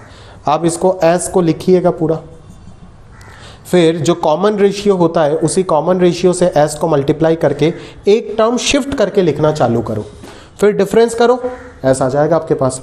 मतलब ऐसा हम क्यों करते हैं, क्योंकि ऐसा अगर हम करेंगे तो डिफरेंस करने के बाद ही एजीपी जीपी में कन्वर्ट हो जाएगा। इधर एक फर्स्ट रहेगा, इधर एक लास्ट रहेगा, और बीच में n+1 टर्म्स का एक जीपी सीरीज बन जाएगा, जिसको आप बहुत आसानी से सॉल्व कर सकते हो। और अगर इसको सॉल्व कर लोगे तो बस काम खत्म, आराम से चीजें कंप्लीट हो जाएगा। ऐसा आप निकाल दोगे, एस निकाल के यहाँ पे रख देना और फिर coefficient of x to the power 950 निकाल देना अकॉर्डिंगली। क्लियर है? तो ये चीज़ ऑलरेडी आप जानते हो, सीक्वेंस एंड सीरीज में ऐसे सीरीज को कैसे सॉल्व करते हैं, है ना। तो अच्छे वैरायटी मैंने यहाँ पे पिक किया, अच्छा लग रहा है बिल्कुल मेरे को, ठीक है, करने के बाद ज़रूर अच्छा लग रहा है। सारे क्वेश्चन अलग अलग वैरायटी आपको सिखा रहा है, जबकि ये वैरायटी इसके साथ मैच कर रहा था। ये तीनों सिमिलर है, पर तीनों सिमिलर होने के बावजूद तीनों में ऐसा कुछ ज़रूर है जो तीनों को ही एक दूसरे से अलग बनाता है। समझ में आ रहा है ना? तो अच्छा लगा बिल्कुल। आप और अच्छे से इसको कीजिएगा, ज़बरदस्त तरीके से प्रैक्टिस करके फाइनल आंसर तक निकाल के रखिएगा, तभी आपका ग्रिप बनेगा खतरनाक तरीके से। क्लियर है? चलो अगला क्वेश्चन देखते हैं। अगला क्वेश्चन देखते हैं क्या बोला जा रहा है दोस्त नेक्स्ट प्रॉब्लम में। NC0 into n+1C1। अच्छा,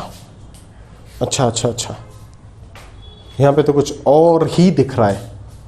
यहाँ पे तो एक तो बेस इक्वल नहीं दिख रहा है, लोअर सफिक्स, और नहीं भी दिख रहा है तो डिफरेंस भी तो मेरे को सेम नहीं दिख रहा है। डिफरेंस भी पूरा अनाप शनाप घुमा हुआ है, पता नहीं चल रहा है, पल्ले नहीं पल रहा है डिफरेंस का कि क्या है क्या नहीं है। सही बात है ना भाई? कुछ तो समझ ही नहीं आ रहा है। चलो, अगर समझ नहीं भी आता है फिर भी करना आपका जिम्मेदारी है, बोला रिस्पॉन्सिबिलिटी है कि नहीं? ज़रूर भाई ज़रूर, ठीक है। तो इसको अगर मैं 2-3 टर्म लिखूं तो मेरे को कुछ दिखना स्टार्ट हो जाए शायद। जब तक मैं 2-3 टर्म लिखूंगा नहीं तब तक तो कुछ फील ही नहीं आ रहा है, पल्ले नहीं पड़ रहा है सवाल देख के मेरे को कुछ। फिर NC2 जाएगा और उधर NC, अच्छा ओ यहाँ पे भी तो डिक्रीज हो रहा है, n+1 से n, तो यहाँ पे n-1 आएगा, n-1C, यहाँ पे n-2 आएगा, n-2 आएगा ना। 1 के बाद आया n-1, तो n-1 के बाद क्या आएगा भाई? ऐसा क्यों हो रहा है? ये तो अजीबोगरीब पैटर्न दिख रहा है। ऐसे पैटर्न कौन देता है भाई? ये तो बिल्कुल मेरे सर के ऊपर से चला गया ये पैटर्न, समझ ही नहीं पा रहा हूँ बोला क्या दिया हुआ है। NC n-1,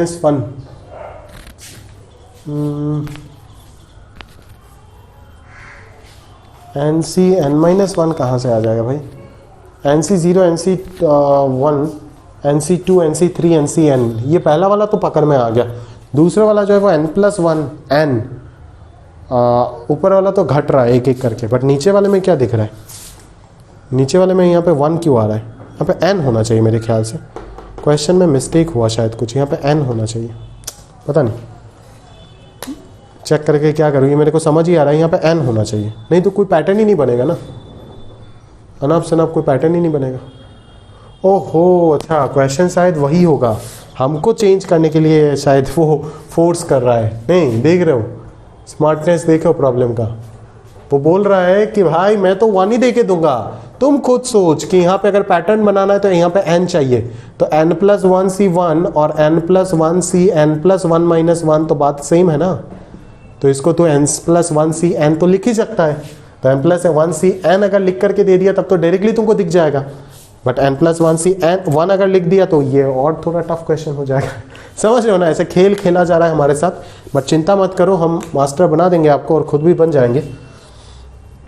तो NCN1C0 है ना, तो पैटर्न जो हमारे को दिख गया NC1, NC2, n-1, ऊपर वाला डिक्रीज हो रहा है और नीचे वाला n-1, n-2 है ना, n-3, ऐसे करते करते n-n तक जब पहुंचा ये 0 हो गया, ठीक है, और ऊपर वाला एक ज़्यादा, देख रहे हो नीचे वाला जितना है ऊपर वाला उससे एक ज़्यादा है।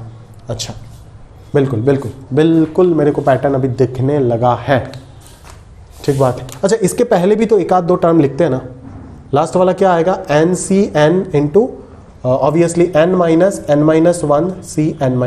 ऐसे दिख रहा है, तो उससे पहले वाला क्या आएगा? उससे पहले वाला आएगा NCN-1 है ना, n से पहले n-1, और इधर क्या आएगा? इधर आ जाएगा n-2 C n-1 ऐसे आएगा, ठीक है भाई, ठीक है। दैट इज इसका ये क्या निकल करके आ रहा है? ये निकल करके आ रहा है आपका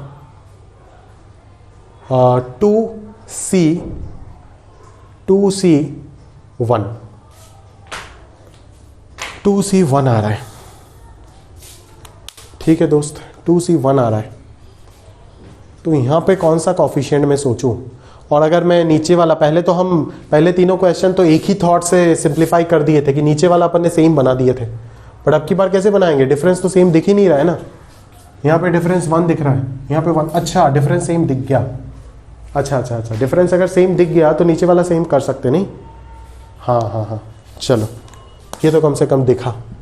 NC0 n+1C1 अगर लिख देते हैं, इसको NC1, इसको n-1C1 है ना, ऐसे करते करते NCN, और ये हो जाएगा 1C, वो 0 है तो 1C1 लिख सकते हैं उसको, ठीक है ना। चलो, तो अपन यहाँ से क्या बोल सकते हैं? अपन यहाँ से बोल सकते हैं ना कि सर ये जो चीज़ लिखा गया है वो कॉफिशिएंट ऑफ x⁴ है, कहाँ पे? NC0 1 + x⁴ 1 + n में, प्लस NC1 1 + x⁴n में, ऐसे करते करते NCN 1 + x⁴1। अच्छा, यहाँ से अभी क्या करेंगे? यहाँ से अभी क्या करेंगे दोस्त? बोल दो। 1 + x को कॉमन निकालो, जो कॉमन जा रहा है उसको निकालो, फिर देखो कोई सीरीज एक्सपांशन बनता है कि नहीं बनता। 1 + x को कॉमन निकालो, ठीक है। तो यहाँ से क्या निकलने वाला है? NC0 1 + x⁴n plus NC1 1 + x⁴n-1 plus NCN 1 + x, और तो कुछ नहीं, ठीक है, 1 + x⁴0 n-n। तो ये तो सीरीज बन चुका है ना, ये किसका सीरीज बन चुका है? 1 + x तो यहाँ पे आ गया, और ये किसका सीरीज बन गया? ये 1 + x + 1, अब की बार तो सारे के सारे +1, तो +1n का, ठीक है। तो ये हो जाएगा coefficient of x in 1 + x into 2 + x⁴n, ठीक है। तो इसको मैं क्या बोल सकता हूँ? कॉफिशिएंट ऑफ x इन, अगर 1 से मल्टीप्लाई कर देंगे तो सिर्फ 2 + x⁴n आ जाएगा, प्लस x से अगर मल्टीप्लाई कर देंगे तो x इंटू 2 + x⁴n आ जाएगा। तो अगर x का कॉफिशिएंट यहाँ पे चाहिए तो आंसर क्या आ जाएगा? NC1 into 2 ⁻n-1 into x⁴1, ऐसे ही तो होगा ना, x टू दी पावर 1 का coefficient NC1 2 to the power n-1 into x to the power 1, ठीक है। और अगर यहाँ पे चाहिए x का कॉफिशिएंट इस पूरा में, तो x तो ऑलरेडी आ चुका है, मतलब यहाँ पे 0 का कॉफिशिएंट चाहिए, that is NC0 into 2 to the power n-0, ठीक है। तो नेट जो आंसर आपको दिख रहा है वो है NC1 2 to the power n-1 plus NC0 कितना 1, ये आंसर मेरे को दिख रहा है। अभी पता नहीं ये आंसर करेक्ट है भी या नहीं। NC1 2 टू दी पावर, मैं चेक कर लेता हूँ एक बार, आंसर है मेरे पास, आंसर तो दिया हुआ है मेरे पास, शीट का ही सवाल है ये सब, ठीक है। अच्छे क्वेश्चन है यार, कहाँ गया, बिल्कुल बिल्कुल बिल्कुल 1 plus 2 to the power n into n plus 2 दिया हुआ है answer, 2 to the power n into n plus 2, अरे बाप रे, 2 to the power n into n plus 2, ऐसे तो गड़बड़ हो जाएगा। अच्छा यहाँ पे मिस्टेक किया नहीं हम लोग, मिस्टेक किया ना, हाँ मिस्टेक किया, 2 पावर n आना चाहिए ना यहाँ पे, तो 2 to the power n-1 common आएगा और फिर n प्लस 2 बोल सकते हैं, हाँ उधर गलत होगा, 2 power n-2 1 into n plus 2, सही है। चलो जो भी हो, कुछ ना कुछ सोच के कर तो दिया, उसी 3 पैटर्न में मैंने कर तो दिया इसको, ठीक है। चलो एक और थॉट मैं आपको जरूर शेयर करना चाहता हूं, जो मेरे को पहले ही दिख गया, बट फिर भी मैं आपकी आसानी के लिए इसी पैटर्न में इसको कंटिन्यू करना चाहा, ठीक है। एक और पैटर्न देखो क्या दिख गया, जानते हो क्या, जब भी मैं ये चीज लिखा था ना, तब मेरे को क्लियरली दिख रहा है, ये देखो ये टर्म और ये टर्म यहाँ पे कॉमन है ना, NCN और NC0 ये भी कॉमन होगा, ठीक है ना।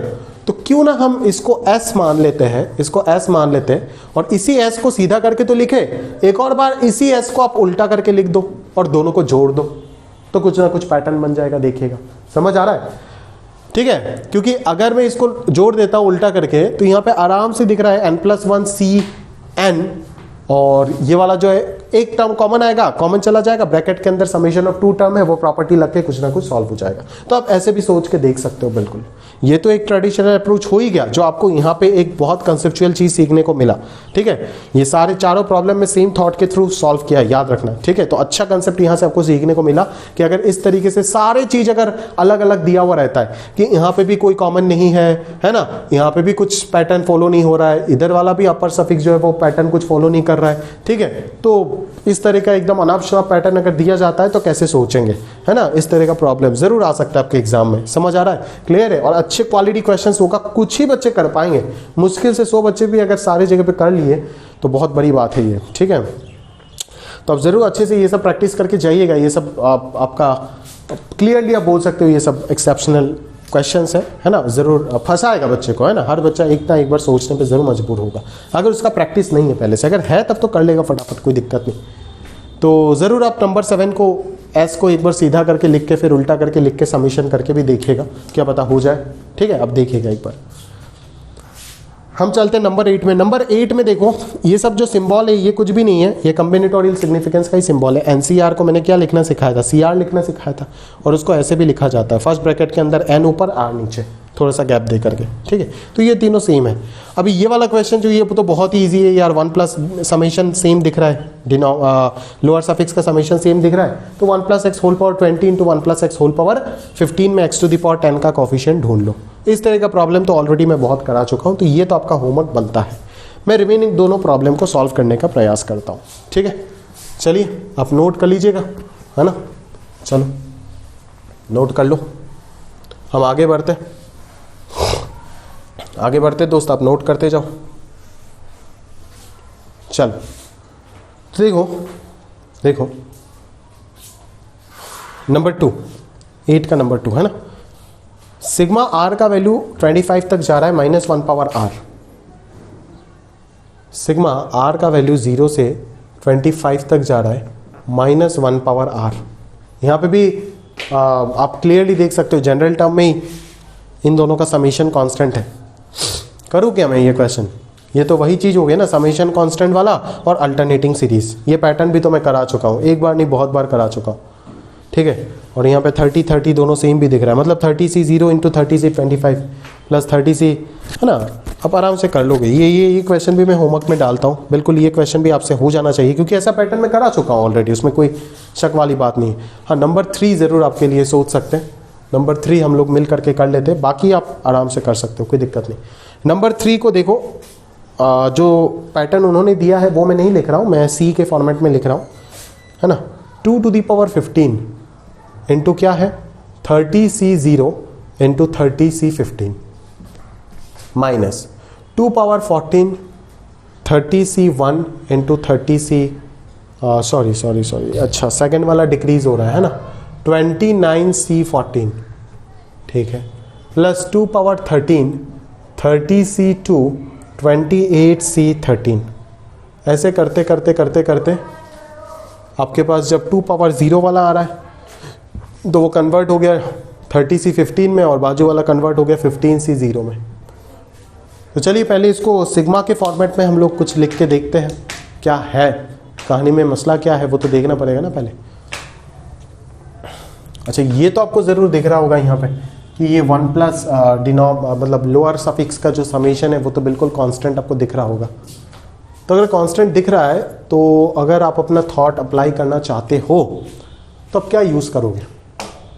अगर करना चाहोगे भी भला तो क्या यूज़ करोगे आप, ये बोलो एक बार मेरे को, तो मैं समझ पाऊँगा आपका फीलिंग्स, ठीक है।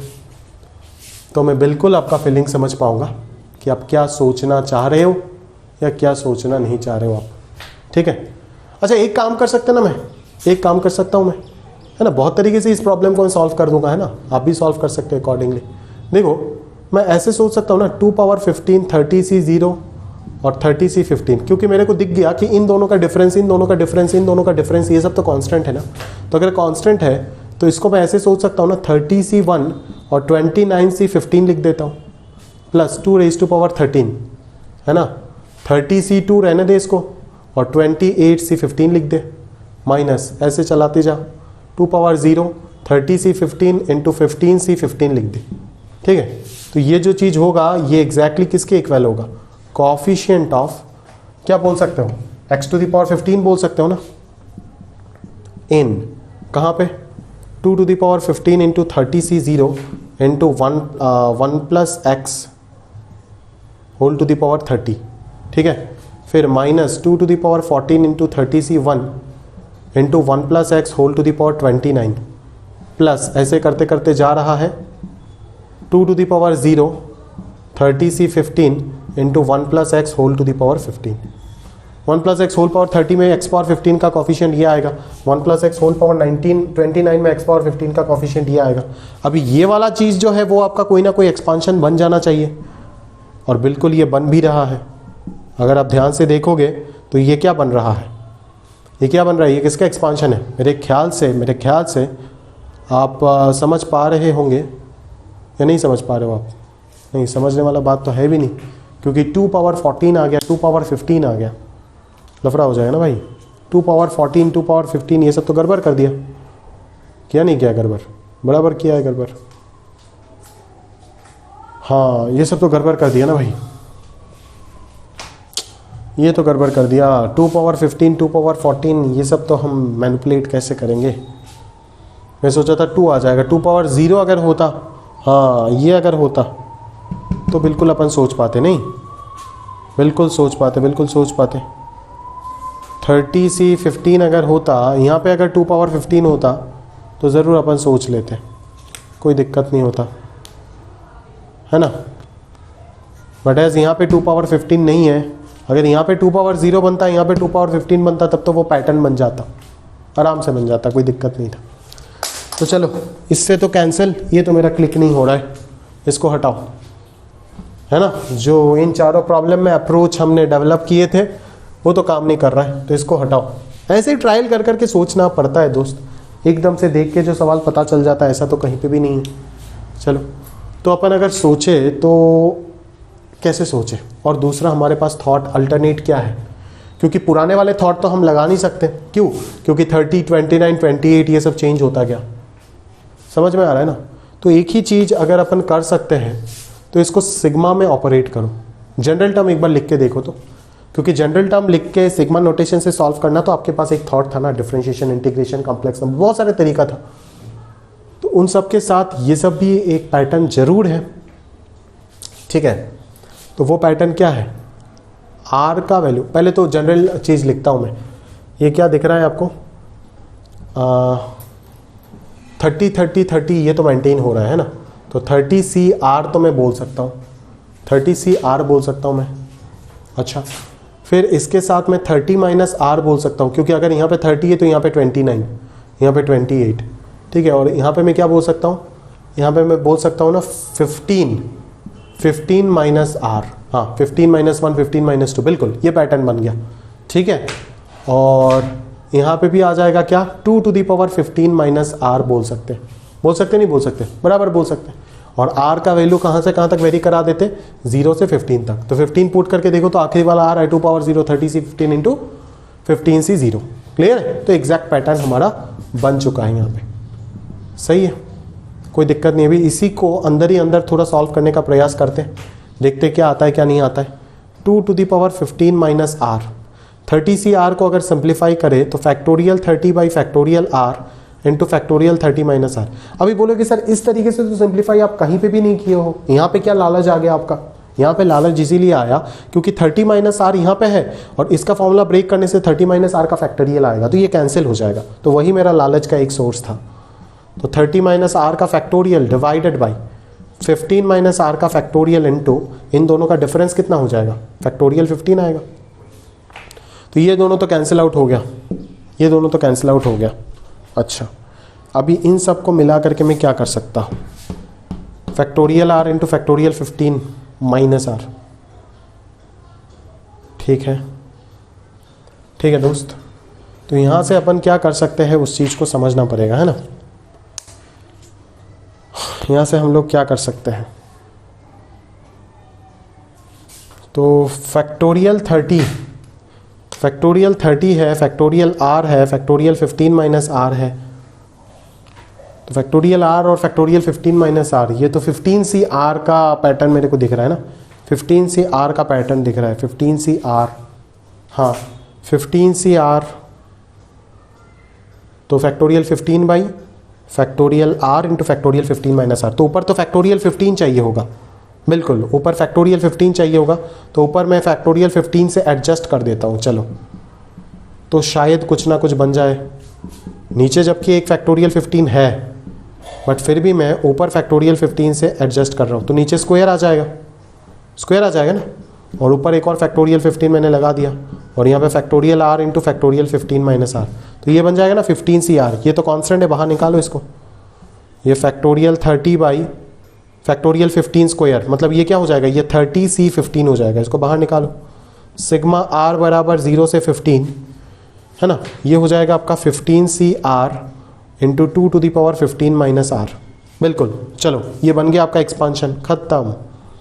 ये कितना आ जाएगा, ये हो जाएगा 1 प्लस यहाँ पे क्या है x, अगर इसको मानते हैं तो डिफरेंस आ रहा है, और y मान लेते 1 को, y मान लेते 1 को, काम खत्म हो जाएगा, y मान लेते 1 को, तो x अगर 2 मानते हैं तो y मान लेते 1 को, और पावर कितना आ जाएगा 15, तो इसका अगर जनरल एक्सपांशन लिखेंगे तो वही तो आएगा ना 15CR x to the power 15 - R into y to the power R, है ना, 1 to the power 1 R तो 1 ही होगा, तो ये बेसिकली आपका हो गया 13C 15 into 3 to the power 15।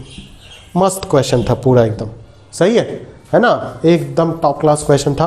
क्यों टॉप क्लास में बोल रहा हूँ, क्योंकि पहले हमने जो भी टाइप्स पढ़ के आए, पहली बात तो आपको इस जगह पे आकर के ये सब टाइप नया मिला, जो आपको खुद से सोचना पड़ा। इस तरीके से आपको और भी मैं प्रॉब्लम दिखा दूंगा जो नए तरीके से आपको सोचना पड़ेगा, वही डिफिकल्टी है। अगर टफ क्वेश्चन का बात करें तो यही टफ क्वेश्चन होता है और कुछ नहीं, ठीक है।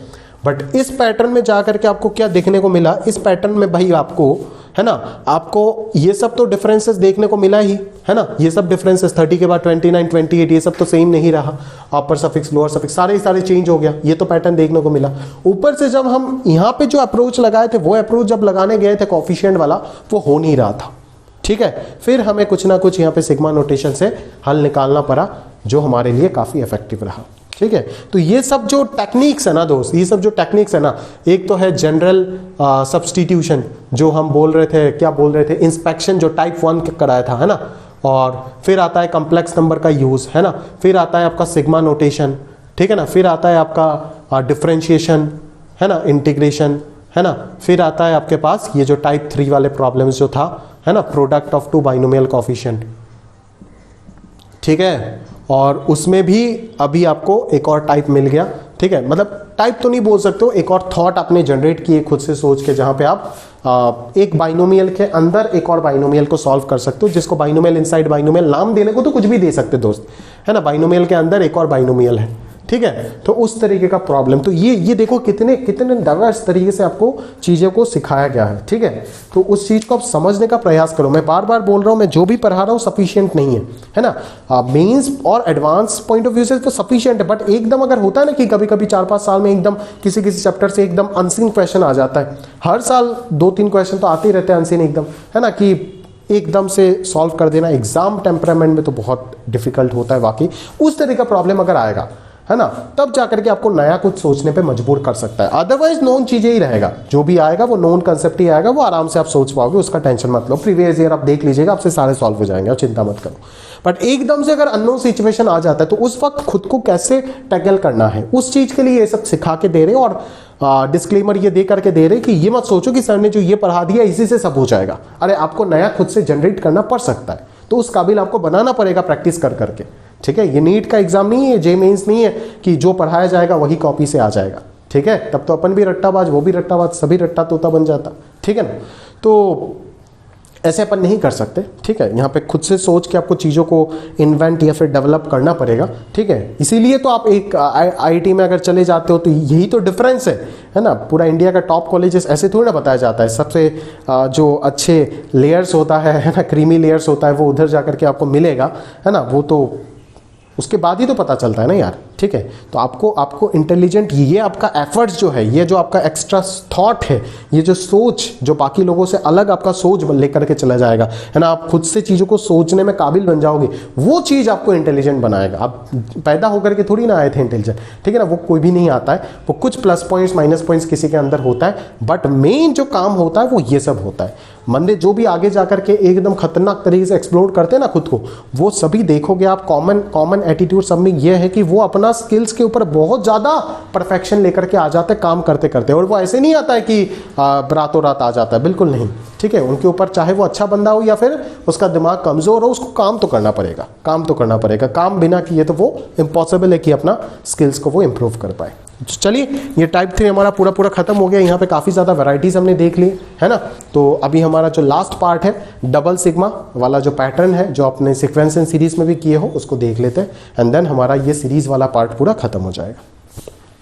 तो चलिए देख लेते हैं हमारा बाइनोमियल का जो आखिरी सीरीज वाला पैटर्न है, उसको अपन कैसे सोचेंगे, है ना। तो देखो दोस्त, ये डबल सिग्मा वाला, मल्टीपल सिग्मा वाला पार्ट ऑलरेडी हम सीक्वेंस एंड सीरीज में उसका पूरा बेसिक्स कवर कर चुके हैं। तो इसका जो बेसिक्स है एग्जैक्टली वही थॉट है, और बस यहाँ पे सेम बस AI इंटू AJ के जगह पे CI और CJ आ जाएगा और क्वेश्चन आपका बन जाएगा। कुछ भी नहीं है यहाँ पे, exactly same thought, exactly same thought. अगर आपको सीक्वेंस एंड सीरीज का डबल सिग्मा पता है तो ये पानी जैसा आसान लगेगा आपको, एकदम चुटकियों में आप सॉल्व कर दोगे, ठीक है। बट फिर भी जो भी वेराइटीज है क्वेश्चन में अपन देखने वाले हैं, एंड देन उनको अकॉर्डिंगली सोचने वाले। बट मैं पहले आपको बता रहा हूँ कि ये टॉपिक आप तभी देखो अगर आपका सीक्वेंस एंड सीरीज का वो चीज़ क्लियर है ना। अगर सीक्वेंस एंड सीरीज में आप मेरा लेक्चर 7 जो डबल सिग्मा वाला पार्ट वो अगर नहीं किए हो तो डिस्क्रिप्शन में लिंक है, आप जाकर के उसको कंप्लीटली देख करके, छोटा ही पार्ट है, लेक्चर 7 का लिंक में देख करके दे दूंगा, अभी तो रिकॉर्ड कर रहा हूँ, दे दूंगा, आप देख लीजिएगा, आपको मिल जाएगा। और पूरा लेक्चर देखने की जरूरत नहीं, एकदम लेक्चर एंड में जाकर के ये डबल सिग्मा वाला पार्ट आपको मिल जाएगा। स्प्लिटिंग कंसेप्ट के बाद पढ़ाया गया था, तो उधर आपको मिल जाएगा, उसको आप ध्यान से देख लेना, बेसिक आपका पूरा क्लियर हो जाए। फिर भी मैं फास्ट अगर कुछ बताने का समय मेरे को मिलता है, ये लेक्चर के अंदर ही मेरे को ये टॉपिक खत्म करना है, और लेक्चर भी लगभग मेरे पास और मुश्किल से 30 मिनट्स का टाइम है, उसके अंदर मेरे को ये कंप्लीट करना पड़ेगा। तो मैं थोड़ा सा फास्ट जाऊँगा, तो आप आराम से समझ जाना, है ना। और बेसिक्स अगर मैं थोड़ा सा मौका मिला बीच में क्वेश्चन के बीच में ज़रूर बता दूंगा थियरी समझाते वक्त। तो देखो, मल्टीपल सिग्मा वाला कंसेप्ट जो है वो 2 प्रकार में आपको चलता है। एक तो है जब I और J एक दूसरे के ऊपर डिपेंड ही नहीं करेगा, ठीक है। और दूसरा है कि जब इस तरीके से चीज़ें जो है एक दूसरे के ऊपर डिपेंड करना स्टार्ट कर जाए, मतलब I का वैल्यू J के ऊपर कंप्लीटली डिपेंडेंट है। तो डिपेंडेंसी इंडिपेंडेंसी 2 केस में चलेगा। अगर मैं आपको सिर्फ ये वाला डबल सिग्मा सॉल्व करने दूं, है ना, 2 सिग्मा लगा के आई भी 0 से n तक वेरी कर रहा है और जे भी 0 से n तक वेरी कर रहा है। तो बहुत ही आसानी से आप इन दोनों सिग्मा को स्प्लिट कर दोगे, आप बोल दोगे ये sigma into a i, sigma of a i into sigma of g i a j में ब्रेक हो जाएगा। समझ में आ रहा है, आराम से इसको आप कर सकते हो, दोनों सिग्मा का प्रोडक्ट में ये कन्वर्ट हो जाएगा। जैसे ये क्वेश्चन आप उठा लो, है ना, सिग्मा सी आई इंटू सिग्मा सी जे, जैसे ये क्वेश्चन है ना, i का वैल्यू भी 0 से n तक जा रहा है और j का वैल्यू भी 0 से n तक जा रहा है और अंदर ci इंटू सी जे है। ci और सी जे क्या है आप समझ ही रहे होंगे, ci का मतलब NCI और cej का मतलब NCJ। ठीक है, तो यहाँ पे अगर अपन इसको सॉल्व करने का प्रयास करें तो बहुत ही आसानी से आप बोलोगे, कुछ भी कर सकते हो आप। पहले देखो, अगर आप चाहते हो कि पहले j को सॉल्व करोगे तो NCI कांस्टेंट की तरह काम करेगा ऑब्वियसली, है ना। तो NCI अगर ये होता कैसे मैं आपको दिखा देता हूँ बेसिकली, है ना। मान लो पहले मैं NC j इक्वल टू 0 से n को सॉल्व कर रहा हूँ तो NCI तो कांस्टेंट रहेगा, तो NCI into NC0 plus NCI ही रहेगा इंटू NC1, क्योंकि j का वैल्यू मैं वेरी करा रहा हूँ ना, डॉटेड डॉटेड चलता गया, NCI इंटू NCN तक चला गया। अभी मैं यहाँ पे क्या करूँगा, एक एक जगह पे i इक्वल टू 0 से n तक पुट करना चालू करूंगा। जैसे ही मैं 0 पुट करूंगा तो इसी जगह पे मेरे पास NC0 into NC0 plus NC1 into NC0 plus NC2 into NC0, ऐसे करते करते NCN इंटू NC0 ये आ जाएगा। फिर अगले वाले ब्रैकेट में मेरे पास क्या आएगा, i का वैल्यू 1 पुट कर दोगे तो i का वैल्यू अगर 1 पुट कर दोगे तो क्या आ जाएगा, NC1 into NC1 plus NC2 into NC1, ऐसे कहानी चलता जाएगा। समझ है मेरे पास, ऐसे कहानी चलता जाएगा। ठीक है, तो ये जो चीज आपने अभी जो लिखे हो, ठीक है ना, यहाँ पे क्या आप ये सोचे हो कि आपने जो तुरंत इसको पहले जे लगा करके ब्रेक कर दिए एंड देन आपने आई ऑपरेट किए, इसका फीलिंग आपको क्या दे रहा है, यहाँ से आपको क्या फील हो रहा है इस चीज का, मतलब आपके पास क्या निकल करके आ रहा है। अगर कोई पूछेगा तो बता पाओगे, ठीक है ना, बताना चाहिए मेरे ख्याल से आपको, ठीक है, बताना चाहिए, बेशक बताना चाहिए, कोई दिक्कत नहीं। ठीक है, इसको इस तरीके से आप एक्सपांड करके सम करना चाहते हो करो, कोई दिक्कत नहीं। अदरवाइज मैं अगर आपको दूसरा तरीका बताऊं तो आप यहाँ से डायरेक्टली ऐसे सोच सकते हो या नहीं सोच सकते हो। देखो ज़रा एक बार सोचने का प्रयास करना है ना। अगर मैं इसको लिखूं तो मैं क्या लिखूंगा, सिग्मा आई बराबर 0 से n NCI into NC0 plus sigma i बराबर 0 से n NCI बराबर इंटू NC1, ऐसे चलता जाएगा सिग्मा आई बराबर 0 से n NCI इंटू NCN। तो अंदर जो वेरिएबल चल रहा है वो कौन चल रहा है, आई चल रहा है। तो ये NCN NC1 NC0 ये सब तो कांस्टेंट है ना, तो ये सब बाहर आ जाएगा। तो अगर ये बाहर आ जाएगा तो ये तो पूरा कॉमन हो जाएगा। तो ये अगर कॉमन हो गया तो इस पूरा चीज को आप कॉमन लेकर के आ जाओगे ना, और अंदर क्या आ जाएगा आपका NC0 plus NC1 plus NC2 dotted कहाँ तक चलेगा, NCN तक चलेगा। समझ आ रहा है। तो ये अगर NCN तक चल रहा है तो इसी चीज को अपन क्या बोल सकते हैं, बहुत आसानी से इसी चीज को लिख सकते हैं हम लोग, NCI I वेरीज फ्रॉम 0 से n, तो ये कितना आ जाएगा, सिग्मा NCJ बोल दो, J वेरीज फ्रॉम 0 से n। तो ये दोनों का प्रोडक्ट में कन्वर्ट हो गया ना, ये जो चीज़ था ये दोनों का प्रोडक्ट में कन्वर्ट हो गया। अब ये आप जानते हो NC0 से NCN तक summation 2 to the power n होता है, ये भी 2 to the power n होता है, दोनों को प्रोडक्ट करेंगे तो आंसर क्या मिल जाएगा, 2 to the power 2n मिल जाएगा। ठीक है, तो ये हो गया इंडिपेंडेंसी वाला केस, जहां पे I और J कोई भी एक दूसरे के ऊपर डिपेंड नहीं कर रहा होता है, जहां पे I और J कोई भी एक दूसरे के ऊपर डिपेंड नहीं कर रहा होता है। ठीक है, चलिए ये तो आप बहुत अच्छे से समझ गए होंगे कि अगर I और J एक दूसरे के ऊपर डिपेंड नहीं कर रहा है तो अपन लोग क्या करेंगे, अपने पास एक ही थॉट होगा कि सर आप किसी भी तरीके से इन दोनों को प्रोडक्ट में ब्रेक कर दो। ठीक है ना, अगर I और J डिपेंड नहीं कर रहा है तो कहानी आपको किस तरीके से दिखेगा, इस तरीके से दिखेगा लिमिट्स, है ना। और अगर डिपेंडेंसी वाला चक्कर चल रहा है तो इस तरीके से आएगा लिमिट्स। ठीक है, तो अगर डिपेंड नहीं कर रहा है तो ऑब्वियसली आप इन दोनों को प्रोडक्ट में ब्रेक कर दो, काम आपका सॉल्व हो जाएगा बहुत आसानी से। ठीक है, बहुत बढ़िया, आगे बढ़ते अपन, आगे बढ़ते। अच्छा, अभी अगर देखो कहानी में डिपेंडेंसी अगर आ गया, अगर डिपेंडेंसी आ गया तो क्या होगा, जरा ध्यान से देखिएगा। मैं आपको एक चीज सबसे पहले ऑब्जर्व करा रहा हूं, इस चीज को पहले थोड़ा लिख करके आपको दिखाते हैं कि कहानी क्या समझाने का प्रयास किया जा रहा है। और जैसे इसको हम समझ जाएंगे तो बहुत ही आसानी से एक चुटकियों में पूरा चीज आप निपटा लोगे, उसमें कोई दिक्कत वाली बात नहीं है। ठीक है, तो देखो जरा ध्यान से, सिग्मा AI AJ है ना, जहां पे 0 less than equal to i less than j. यहाँ पे इक्वलिटी नहीं है, इक्वलिटी है तो क्या होगा बताया जाएगा, less than equal to n. ठीक है, चलो अभी अगर मैं देखूं इस डिपेंडेंसी वाले लिमिट को अगर मैं कंसीडर करने का सोचूं तो मेरे को क्या समझ में आ रहा है यहाँ पे, ऑब्वियसली आई का वैल्यू जो है वो कहाँ से कहाँ तक वेरी कर रहा है। आई का वैल्यू 0 से स्टार्ट हुआ और j पे इक्वालिटी तो नहीं है तो j का जस्ट पहले वाले तक जाएगा, दैट इज j-1 तक वेरी कर रहा है। ठीक है, समझ में आया? अच्छा, और j का वैल्यू जो है वो कहाँ पे वेरी कर रहा है, j का वैल्यू i के थोड़ा बाद, मतलब i के जस्ट बाद वाला ही, i का जस्ट बाद वाला। इक्वलिटी होता तो i से ही वेरी करता, बट एज इक्वलिटी नहीं है तो वो i के बाद वाले से, दैट इज i+1 से कहाँ तक जाएगा, n तक जाएगा। ठीक है, समझ में आ रहा है? बहुत बढ़िया। तो सबसे पहले चलो इस डिपेंडेंसी में अपन j को पहले सॉल्व करते हैं, और जैसे ही जो j सॉल्व हो जाता है अपन i का लिमिट लगा देंगे तो पूरा पूरा i j एक साथ सॉल्व होकर के निकल करके आ जाएगा। क्लियर है? तो पहले अपन j सॉल्व करते हैं। j अगर सॉल्व करेंगे तो क्या आएगा देखिएगा जरा, i को अपना जगह पे रख दीजिए। j कहाँ से वेरी कर रहा है, i+1 से, फिर ai इंटू ai+2, फिर ऐसे करते करते करते करते कहाँ तक जाएगा, ai इंटू a, j का मैक्सिमम लिमिट n है, an तक। क्लियर है? चलो अभी अगर मैं i का बात करूं 0 से j-1 तक, तो i का बात अगर 0 से j-1 तक करूं तो सबसे पहले i का वैल्यू 0 डालोगे। अगर i का वैल्यू 0 डालोगे तो क्या आएगा यहाँ पे, a0 into a1 plus a0 into a2, बात समझ में आ रहा है ना, प्लस a0 इंटू a3, ऐसे चलता जाएगा, चलते चलते a0 इंटू an तक जाएगा, है ना। फिर अगर मैं i का वैल्यू 1 पुट करूं तो क्या आएगा, a1 into a2, a1 into a2, क्योंकि ये यहाँ पे तो नहीं आएगा, यहाँ पे आएगा a1 इंटू a2। फिर क्या आएगा, i का वैल्यू अगर नेक्स्ट में आप क्या पुट किए, i का वैल्यू 1 पुट किया तो 1 अगर पुट करोगे तो a1 इंटू a2 आएगा, फिर a1 इंटू a3 आएगा, ऐसे करते करते a1 an आएगा, फिर 2 डालोगे तो a2 a3, ऐसे करते करते a2 an तक चलेगा। ठीक है ना, ऐसे ही कहानी अगर कंटिन्यू होता गया तो एकदम i का लास्ट लिमिट कौन है, j-1। जैसे मैं j-1 रखूंगा तो j-1 into aj, j-1 plus 1 क्या हो जाएगा, aj, दैट इज आपके पास आ जाएगा aj-1 इंटू aj।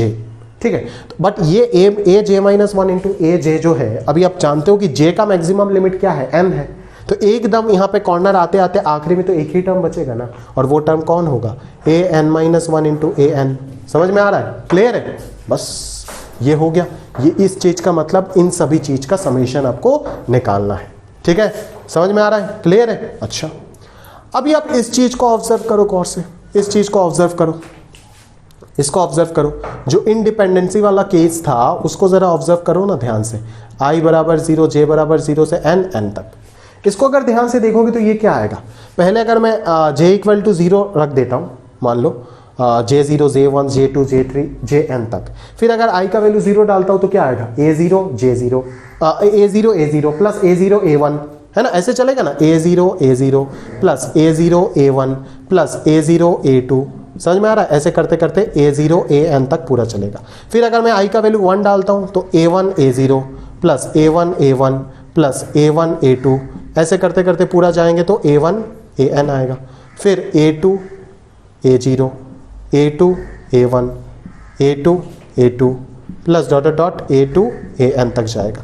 ऐसे करते करते करते करते अगर मैं लास्ट वाले तक चला जाऊं तो मेरे पास क्या आएगा, obviously an a0 plus an a1 plus an a2, ऐसे करते करते करते करते an तक आएगा। समझ में आ रहा है? तो ये जो पूरा मैट्रिक्स आपके पास तैयार हो गया वो किसको मीन कर रहा है, इस इंडिपेंडेंट डबल सिग्मा को मीन कर रहा है। समझ में आ रहा है आपको? क्लियर है? चलो, अगर ये इंडिपेंडेंट है तो अभी यहाँ पे कुछ पैटर्न आपको देखने को मिलेगा। ये देखो, ये देखो, ये वाली चीज को देखो, जो डायगोनल है, डायगोनल को जरा ध्यान से देखो, ये है आपका डायगोनल। ठीक है, अभी जो आपको यहां पे मिला था वो एग्जैक्टली ऊपर वाला हिस्सा मिला था, देखो एकदम ऊपर, इसके जस्ट ऊपर वाला क्या होगा, आप खुद ही पकड़ पा रहे होंगे, इसके जस्ट ऊपर वाला होगा an-1 an। देखो एकदम एकदम ऊपर वाला जो ट्राइंगल था, ये ट्राइंगल आपको ऊपर मिला, और नीचे वाला जो ट्राइंगल है, ये नीचे वाला ट्राइंगल है। अभी समझ गया? ठीक है, अभी समझ गया ना? तो यही है आपका मेन मसला, डबल सिग्मा का मेन मसला यही है। ठीक है, ये जिसको समझ में आ गया वो कहानी समझ गया, है ना। इसको ब्रेक कैसे करते हैं, उस चीज को अगर फील कर लिया तब तो काम हो गया। समझ में आया ना? अभी ये अपर ट्राइंगल जो है, जो ये अपर ट्राइंगल है, उस अपर ट्राइंगल को हम लोग क्या बोलते हैं, उस अपर ट्राइंगल को इंक्लूडिंग दिस, इस अपर ट्राइंगल को हम लोग क्या बोलेंगे, इस अपर ट्राइंगल को बोलेंगे सर सिग्मा सिग्मा 0 से i लेस देन j और j less than equal to n, ये हो गया। बट अगर मैं इस लोअर ट्राइंगल का बात करूं तो बस क्या कर दो, i और j को क्या कर दो सर, इंटरचेंज कर दो, खत्म बात। i और j को क्या कर दो, इंटरचेंज कर दो, क्योंकि अगर यहाँ पे a1 a2 है तो यहाँ पे a2 a1 है, यहाँ पे a1 a3 है तो यहाँ पे a3 a1 है। समझ हो ना, इस तरीके से कहानी चल रहा है, ठीक है। और अगर मैं इस डायगोनल का बात करूं तो ये डायगोनल कौन हो जाएगा, सिग्मा ai इन aj, और यहाँ पे i और j दोनों क्या दिख रहा है आपको, एग्जैक्टली सेम दिख रहा है ना, तो ये हो जाएगा i is equal to j। तो इसी जगह से हमारे पास जो है वो ये रिलेशन निकल करके आ जाता है कि ये इंडिपेंडेंट समेशन जो होता है वो दो डिपेंडेंट समेशन प्लस डायगोनल वाले का इक्वल होता है। इन तीनों का समेशन पूरा इंडिपेंडेंट आता है। तो इंडिपेंडेंट तो ऑलरेडी हम लोग सॉल्व कर चुके हैं, यहाँ पे डायरेक्टली अलग अलग सिग्मा में ब्रेक करके सॉल्व कर दोगे, ठीक है। और ये है डिपेंडेंट एक, ये है दोनों दूसरा डिपेंडेंट, और ये है डायगोनल वाला। अभी ये डिपेंडेंट और ये डिपेंडेंट वाले जो चीज है जहां पे आई जी डिपेंडेंट है ना, ये अपर ट्राइंगल और ये लोअर ट्राइंगल, इन दोनों का एग्जैक्ट समेशन जो है वो आप देखोगे जाकर के सेम आ जाएगा। जरूरी नहीं है हर जगह पे सेम आएगा, मैं पहले ही बता रहा हूं, जरूरी नहीं है कि ये हर जगह पे सेम आएगा, है ना। बट अगर मैं CI CJ पुट करता हूं तो NCI और NCJ तो सेम आएगा कहानी, समझ में आ रहा है ना। क्योंकि यहां पे अगर कहीं पे भी NC1 इंटू NC2 मिल रहा है तो यहां पे NC2 इंटू NC1 मिलेगा, ठीक है। तो CI CJ के केस में ये दोनों सेम हो जाएगा। बट ऐसा भी मैंने एग्जांपल कराऊंगा यहां पे लिया, जैसे ये फोर्थ वाला एग्जांपल, यहां पे दोनों सेम नहीं होगा, याद रखना, समझ में आ रहा है। चलो, तो ये दोनों का समेशन मैंने ट्वाइस लिख दिया और ये डायगोनल वाला हो गया, ठीक है। तो ये डिपेंडेंट वाला अगर मेरे को निकालना है तो क्या आ जाएगा, independent minus diagonal, independent minus diagonal divided by 2। समझ में आया, क्लियर है। यही आपका मेन कंसेप्ट हो गया जिससे थ्रू आप पूरा प्रॉब्लम को सॉल्व कर रहे होंगे, ठीक है। तो अभी चलिए कुछ कुछ कर लेते हैं। यहाँ पे अगर मैं CI CJ दे देता हूँ तो CI CJ अगर दे दूंगा तो यहाँ पे भी CI CJ आ जाएगा और यहाँ पे भी CI CJ आ जाएगा। तो यहाँ पे CI CJ अगर आएगा तो ये तो ऑलरेडी हम निकाल चुके हैं, इंडिपेंडेंट वाला कितना आएगा, 2 to the power twice n, that is 2 power n whole square, ठीक है ना। और अगर CI CJ i equal to j का बात करूँ, ठीक है ना, i इक्वल टू j का बात करूं, मतलब क्या, इसका बात चल रहा है, ये पूरा डायगोनल का summation NC0 into NC0 that is C0 square plus C1 square plus C2 square plus dot dot CN square. तो C0 square plus C1 square plus C2 square dot dot CN square का answer क्या था, type 1 में निकाला था। Type 3 का जो case 1 था उसमें निकाला था लास्ट लेक्चर में, आखिरी में, याद करो, 2NCN, ठीक है। तो यहां से इसका आंसर निकल गया है। तो इसी तरीके से आपको डबल सिग्मा जो है, डिपेंडेंसी इंडिपेंडेंसी, वो दोनों आपको सीक्वेंस सीरीज में पूछा जाता था और यहाँ पे बाइनोमियल लगा करके भी आपको पूछा जा सकता है, कोई दिक्कत नहीं है उसमें।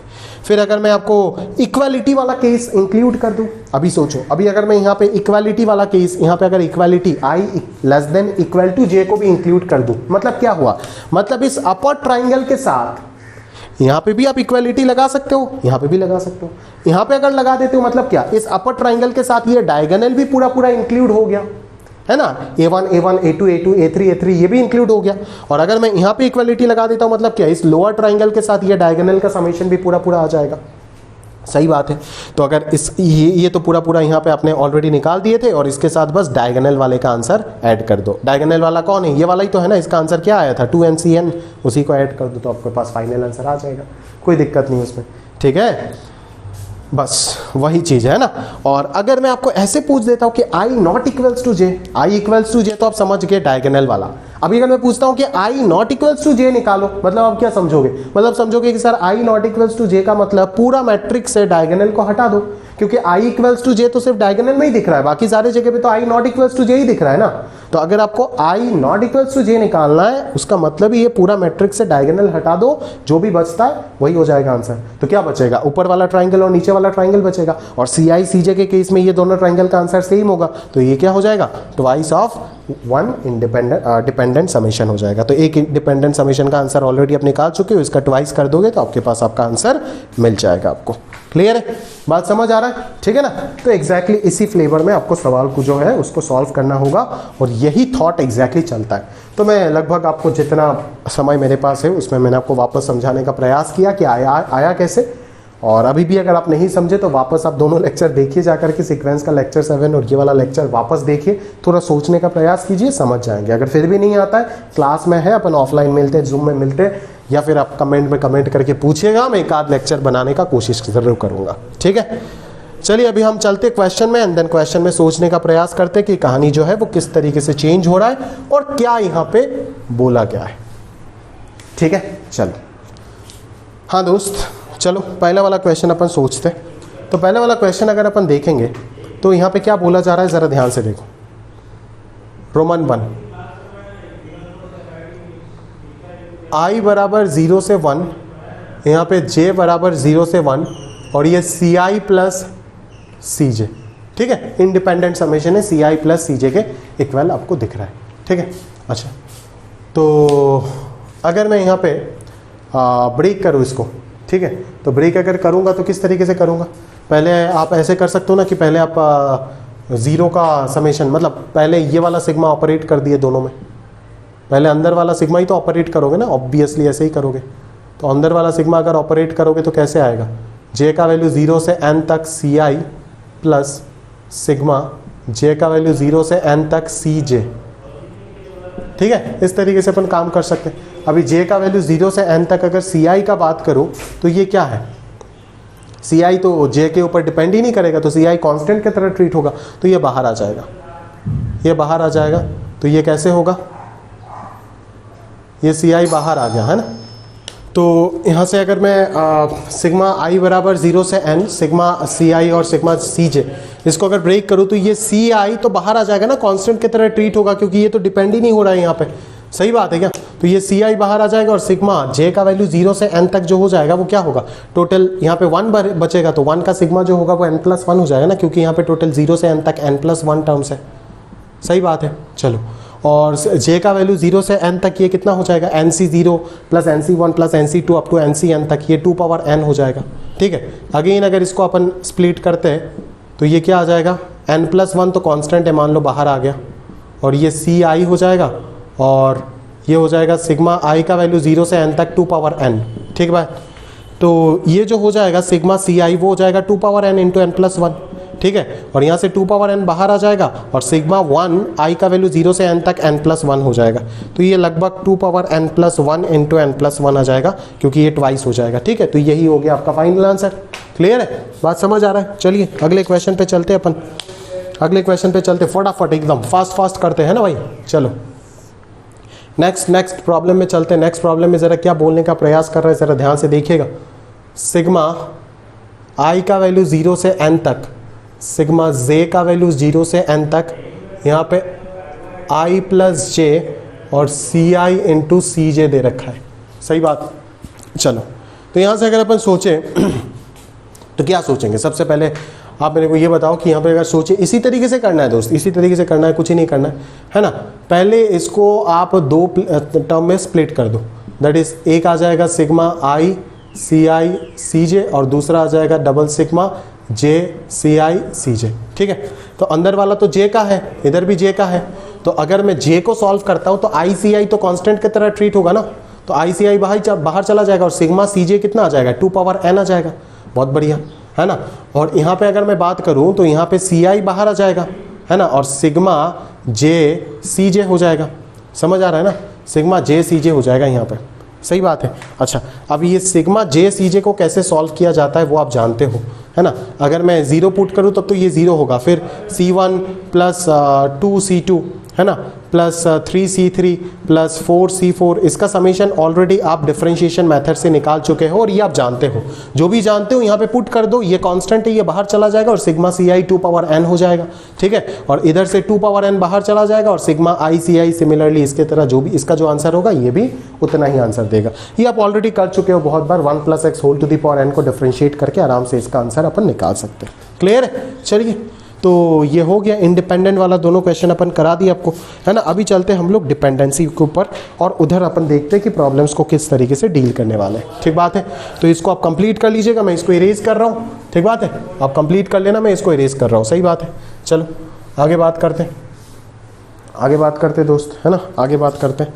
तो यहाँ से अगर अपन देखें तो यहाँ पे क्या आएगा, देखो सिग्मा डबल सिग्मा सी आई दिख रहा है, सिर्फ सी आई, डबल सिग्मा सी आई दिख रहा है जहाँ पे डिपेंडेंसी आ रहा है। तो अगर डिपेंडेंसी आ रहा है तो उसको हम किस में कन्वर्ट कर देंगे, इंडिपेंडेंसी में कन्वर्ट कर देंगे ना भाई, इंडिपेंडेंसी में कन्वर्ट कर देंगे। हम इसको क्या लिखेंगे कि सर इसको तो आप ऐसे लिख सकते हो, डबल सिग्मा आई का वैल्यू 0 से n, जे का वैल्यू 0 से n, सी आई माइनस कौन सा चीज लिख सकता हूँ, diagonal, that is double sigma C i is equal to j, है ना, और नीचे कितना आ जाएगा 2। यही तो होता है ना हमारा मेन फॉर्मेट, ये जो मेन फॉर्मेट था यही तो होता है ना डिपेंडेंट समेशन का मेन फॉर्मेट, ठीक है। तो इसको अपन कैसे सॉल्व करेंगे जरा ध्यान से देखो, सी आई तो कांस्टेंट है, वापस वही सी आई बाहर आ जाएगा और सिग्मा 1 कितना हो जाएगा n+1, वापस ये n+1 बाहर आ जाएगा और सिग्मा ऑफ सी आई कितना हो जाएगा 2 पावर n हो जाएगा, माइनस डबल सिग्मा सी आई का अगर मैं बात करूं तो सी आई कितना आ जाएगा दोस्त, सी आई का अगर मैं बात करूं तो सी आई कितना आ जाएगा, यहाँ पे तो एक ही टर्म है, ठीक है, तो ये वही रहेगा ना आपका, इसका मतलब तो इसी के इक्वल होगा ना, इसमें तो कोई फर्क ही नहीं पड़ेगा क्योंकि दूसरे वाले के तो आप 1 कंसीडर कर सकते हो ना, तो दूसरा वाला अगर आप 1 कंसीडर कर रहे हो तो ये तो ऑलरेडी इसी चीज के इक्वल होगा ना, उसमें तो और कोई डिफरेंस आएगा ही नहीं, क्योंकि अगर आप देखना चाहते हो तो वो जो डायगोनल वाला था वो कितना होगा, ए i into A0 A1 A1 A2 A2 ऐसे था ना, तो यहाँ पे ये क्या आ जाएगा C0 into 1 plus C1 into 1 plus C2 into 1 plus C3 into 1 plus Cn into 1, that is NC0 plus NC1 plus NC2 plus dot dot up to NCn तक, दैट इज यही आएगा जो कि 2 पावर n होगा and whole divided by 2 which is the final answer. Clear है, बात समझ आ रहा है, ठीक बात है। चल एकदम स्पीड में करते हैं अपन, बोला अच्छे से एकदम पकड़ने की कोशिश कर रहा है ना, मैं स्पीड में कर रहा हूँ क्योंकि मेरे पास समय नहीं है, ठीक है, मेरे को खत्म करना है इस टॉपिक को इसी लेक्चर में, बट आपको स्पीड में करने से नहीं होगा, आप धीरे धीरे पॉज करके आराम से चीज़ों को सोच के नोट्स बना के करते जाओ आप, ठीक है। आप एकदम फास्ट करोगे, बोला आप बिना समझे नोट कर दिए कुछ, तो आप इतना मैच्योर हो, आप समझ ही सकते हो कि आपको पढ़ना कैसे, ठीक है। 4 वाले को थोड़ा सा होल्ड करो, अपन आगे बढ़ते थोड़ा 5 में चलते है ना, 4 वाले को आखिरी में बताते, 4 वाले को आखिरी में बताते क्योंकि अच्छा क्वेश्चन है, 4 वाले को आखिरी में बताते। 5 को उठाओ, 5 को उठाओ, 5 ये क्या बता रहा है, सी आई प्लस सी जे, वही चीज़ है कि डायरेक्टली ये किस में कन्वर्ट हो जाएगा, सी आई माइनस वाला आपको करना है कर लीजिएगा, मैं प्लस वाला कर रहा हूँ, बेसिकली इसमें 2 क्वेश्चन है, प्लस माइनस देकर दिया है तो प्लस वाला मैं कर लेता हूँ, है ना।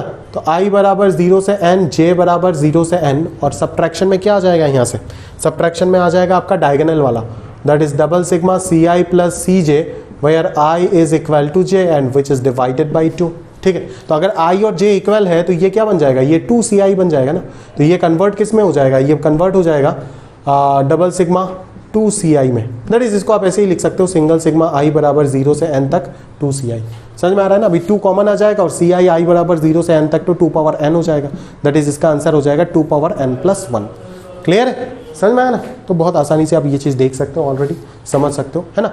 आप डायगोनल में अगर लिखने जाओ तो कैसे लिखोगे, C1 plus C1 C2 plus C2 C3 plus C3 plus dot dot Cn plus Cn, तो 2 तो ऑटोमेटिकली कॉमन आ जाएगा और C0 से लेकर के Cn तक का समेशन 2 पावर n हो जाएगा, तो ultimately 2 into 2 power n will be 2 power n+1।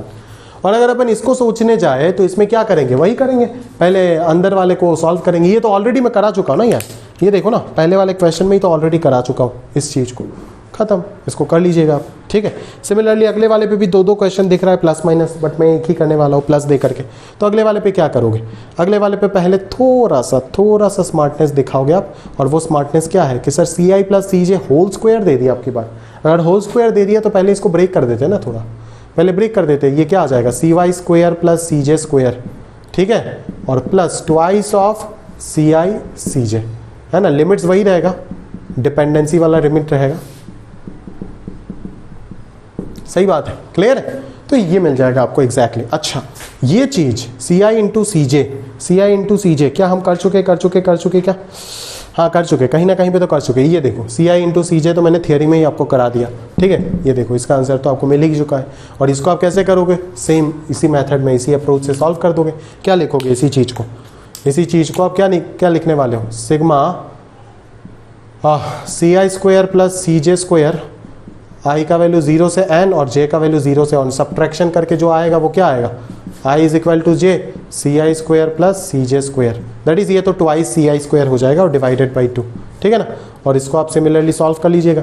पहले आप जे ऑपरेट कीजिए तो ये कितना आ जाएगा, पहले इस पार्ट को सॉल्व कीजिए तो CI² बाहर चला जाएगा और सिग्मा 1 आ जाएगा n+1, है ना, और फिर आ जाएगा CJ², जे का वैल्यू वेरी कर रहा है, मतलब C02 + C12 + C22 + C32, है ना, अप टू CN² तक। तो अगर i = 0, जे का अगर मैं बात करूँ तो ये कितना आ जाता है 2NCN आ जाएगा, ठीक है। अगर i = j है तो CJ² मतलब कि NC02 + NC12, इसका आंसर आ जाएगा 2NCN, ठीक है। तो ये आ गया और इसके ऊपर बाहर क्या लग जाएगा, बाहर वाला समेशन लग जाएगा, दैट इज i = 0 से n, ठीक है। तो अभी अगर मैं इसको ब्रेक कर दूं तो ये दो समेशन में कन्वर्ट हो जाएगा ना, i = 0 से n, तो ये तो कांस्टेंट है, ये तो i के ऊपर डिपेंड नहीं कर रहा है, ये बाहर आ जाएगा।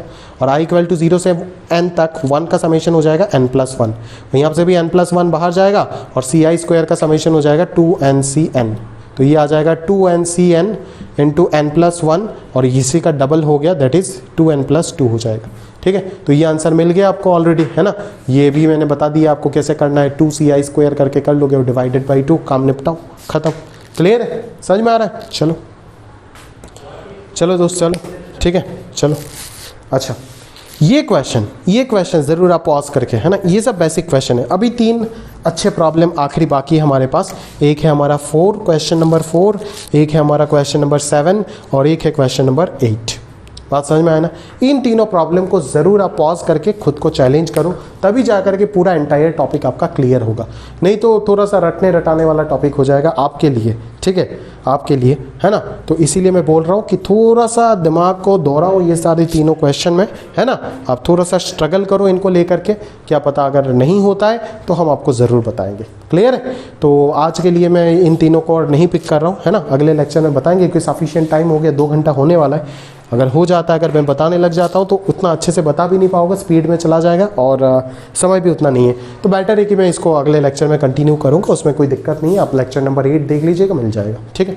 तो मेरे ख्याल से मैं समीशन वाला पूरा टॉपिक को ख़त्म कर चुका हूँ। ये थोड़ा सा स्पीड में गया है, बट फिर भी आप बार बार अगर देखेंगे तो एग्जैक्टली मेरा वर्डिंग्स को अगर सुनने का प्रयास करेंगे तो समझ जाएंगे चीज़ों को, कोई दिक्कत नहीं बोला इसे, ठीक है। चलो, तो समेशन पूरा हमारा खत्म होता है, ठीक है।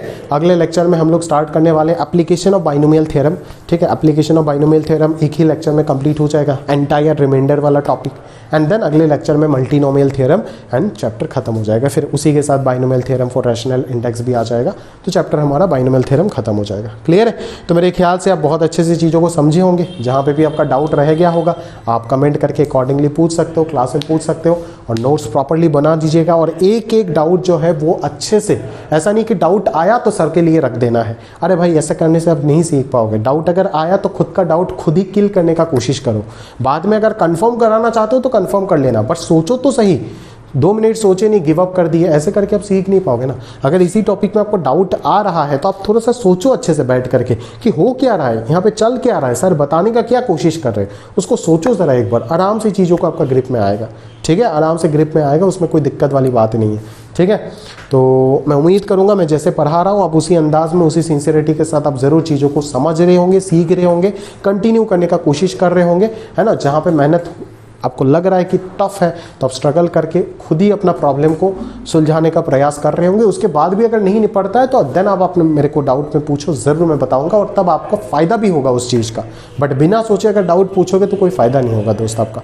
पहले अपना दिमाग को आप, नहीं तो बार बार मैं वही बात बताते जाऊँगा और आप समझ ही नहीं पाओगे। तो फील करने वाला टॉपिक है ना, तो ज़रूर फील करना पड़ेगा आपको कि अंदर चल क्या रहा है, लिख कैसे जा रहा है ना, यही गणित है।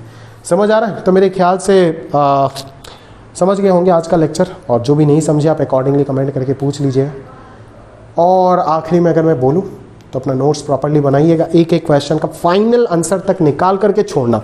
बहुत सारे प्रॉब्लम में यहाँ पे डायरेक्टली कर दिया है ना, बट आप है एकदम लिख के, इनिशियली जब आप कर रहे हो लिख के स्टेप बाय स्टेप एक एक प्रॉब्लम को डिटेल में सॉल्यूशन बना करके सॉल्व करके रखना, तभी जा करके आपको मैक्सिमम बेनिफिट मिलेगा दोस्त। क्लियर है? तो इसी के साथ मैं आज का लेक्चर यहीं पे समाप्त कर रहा हूँ।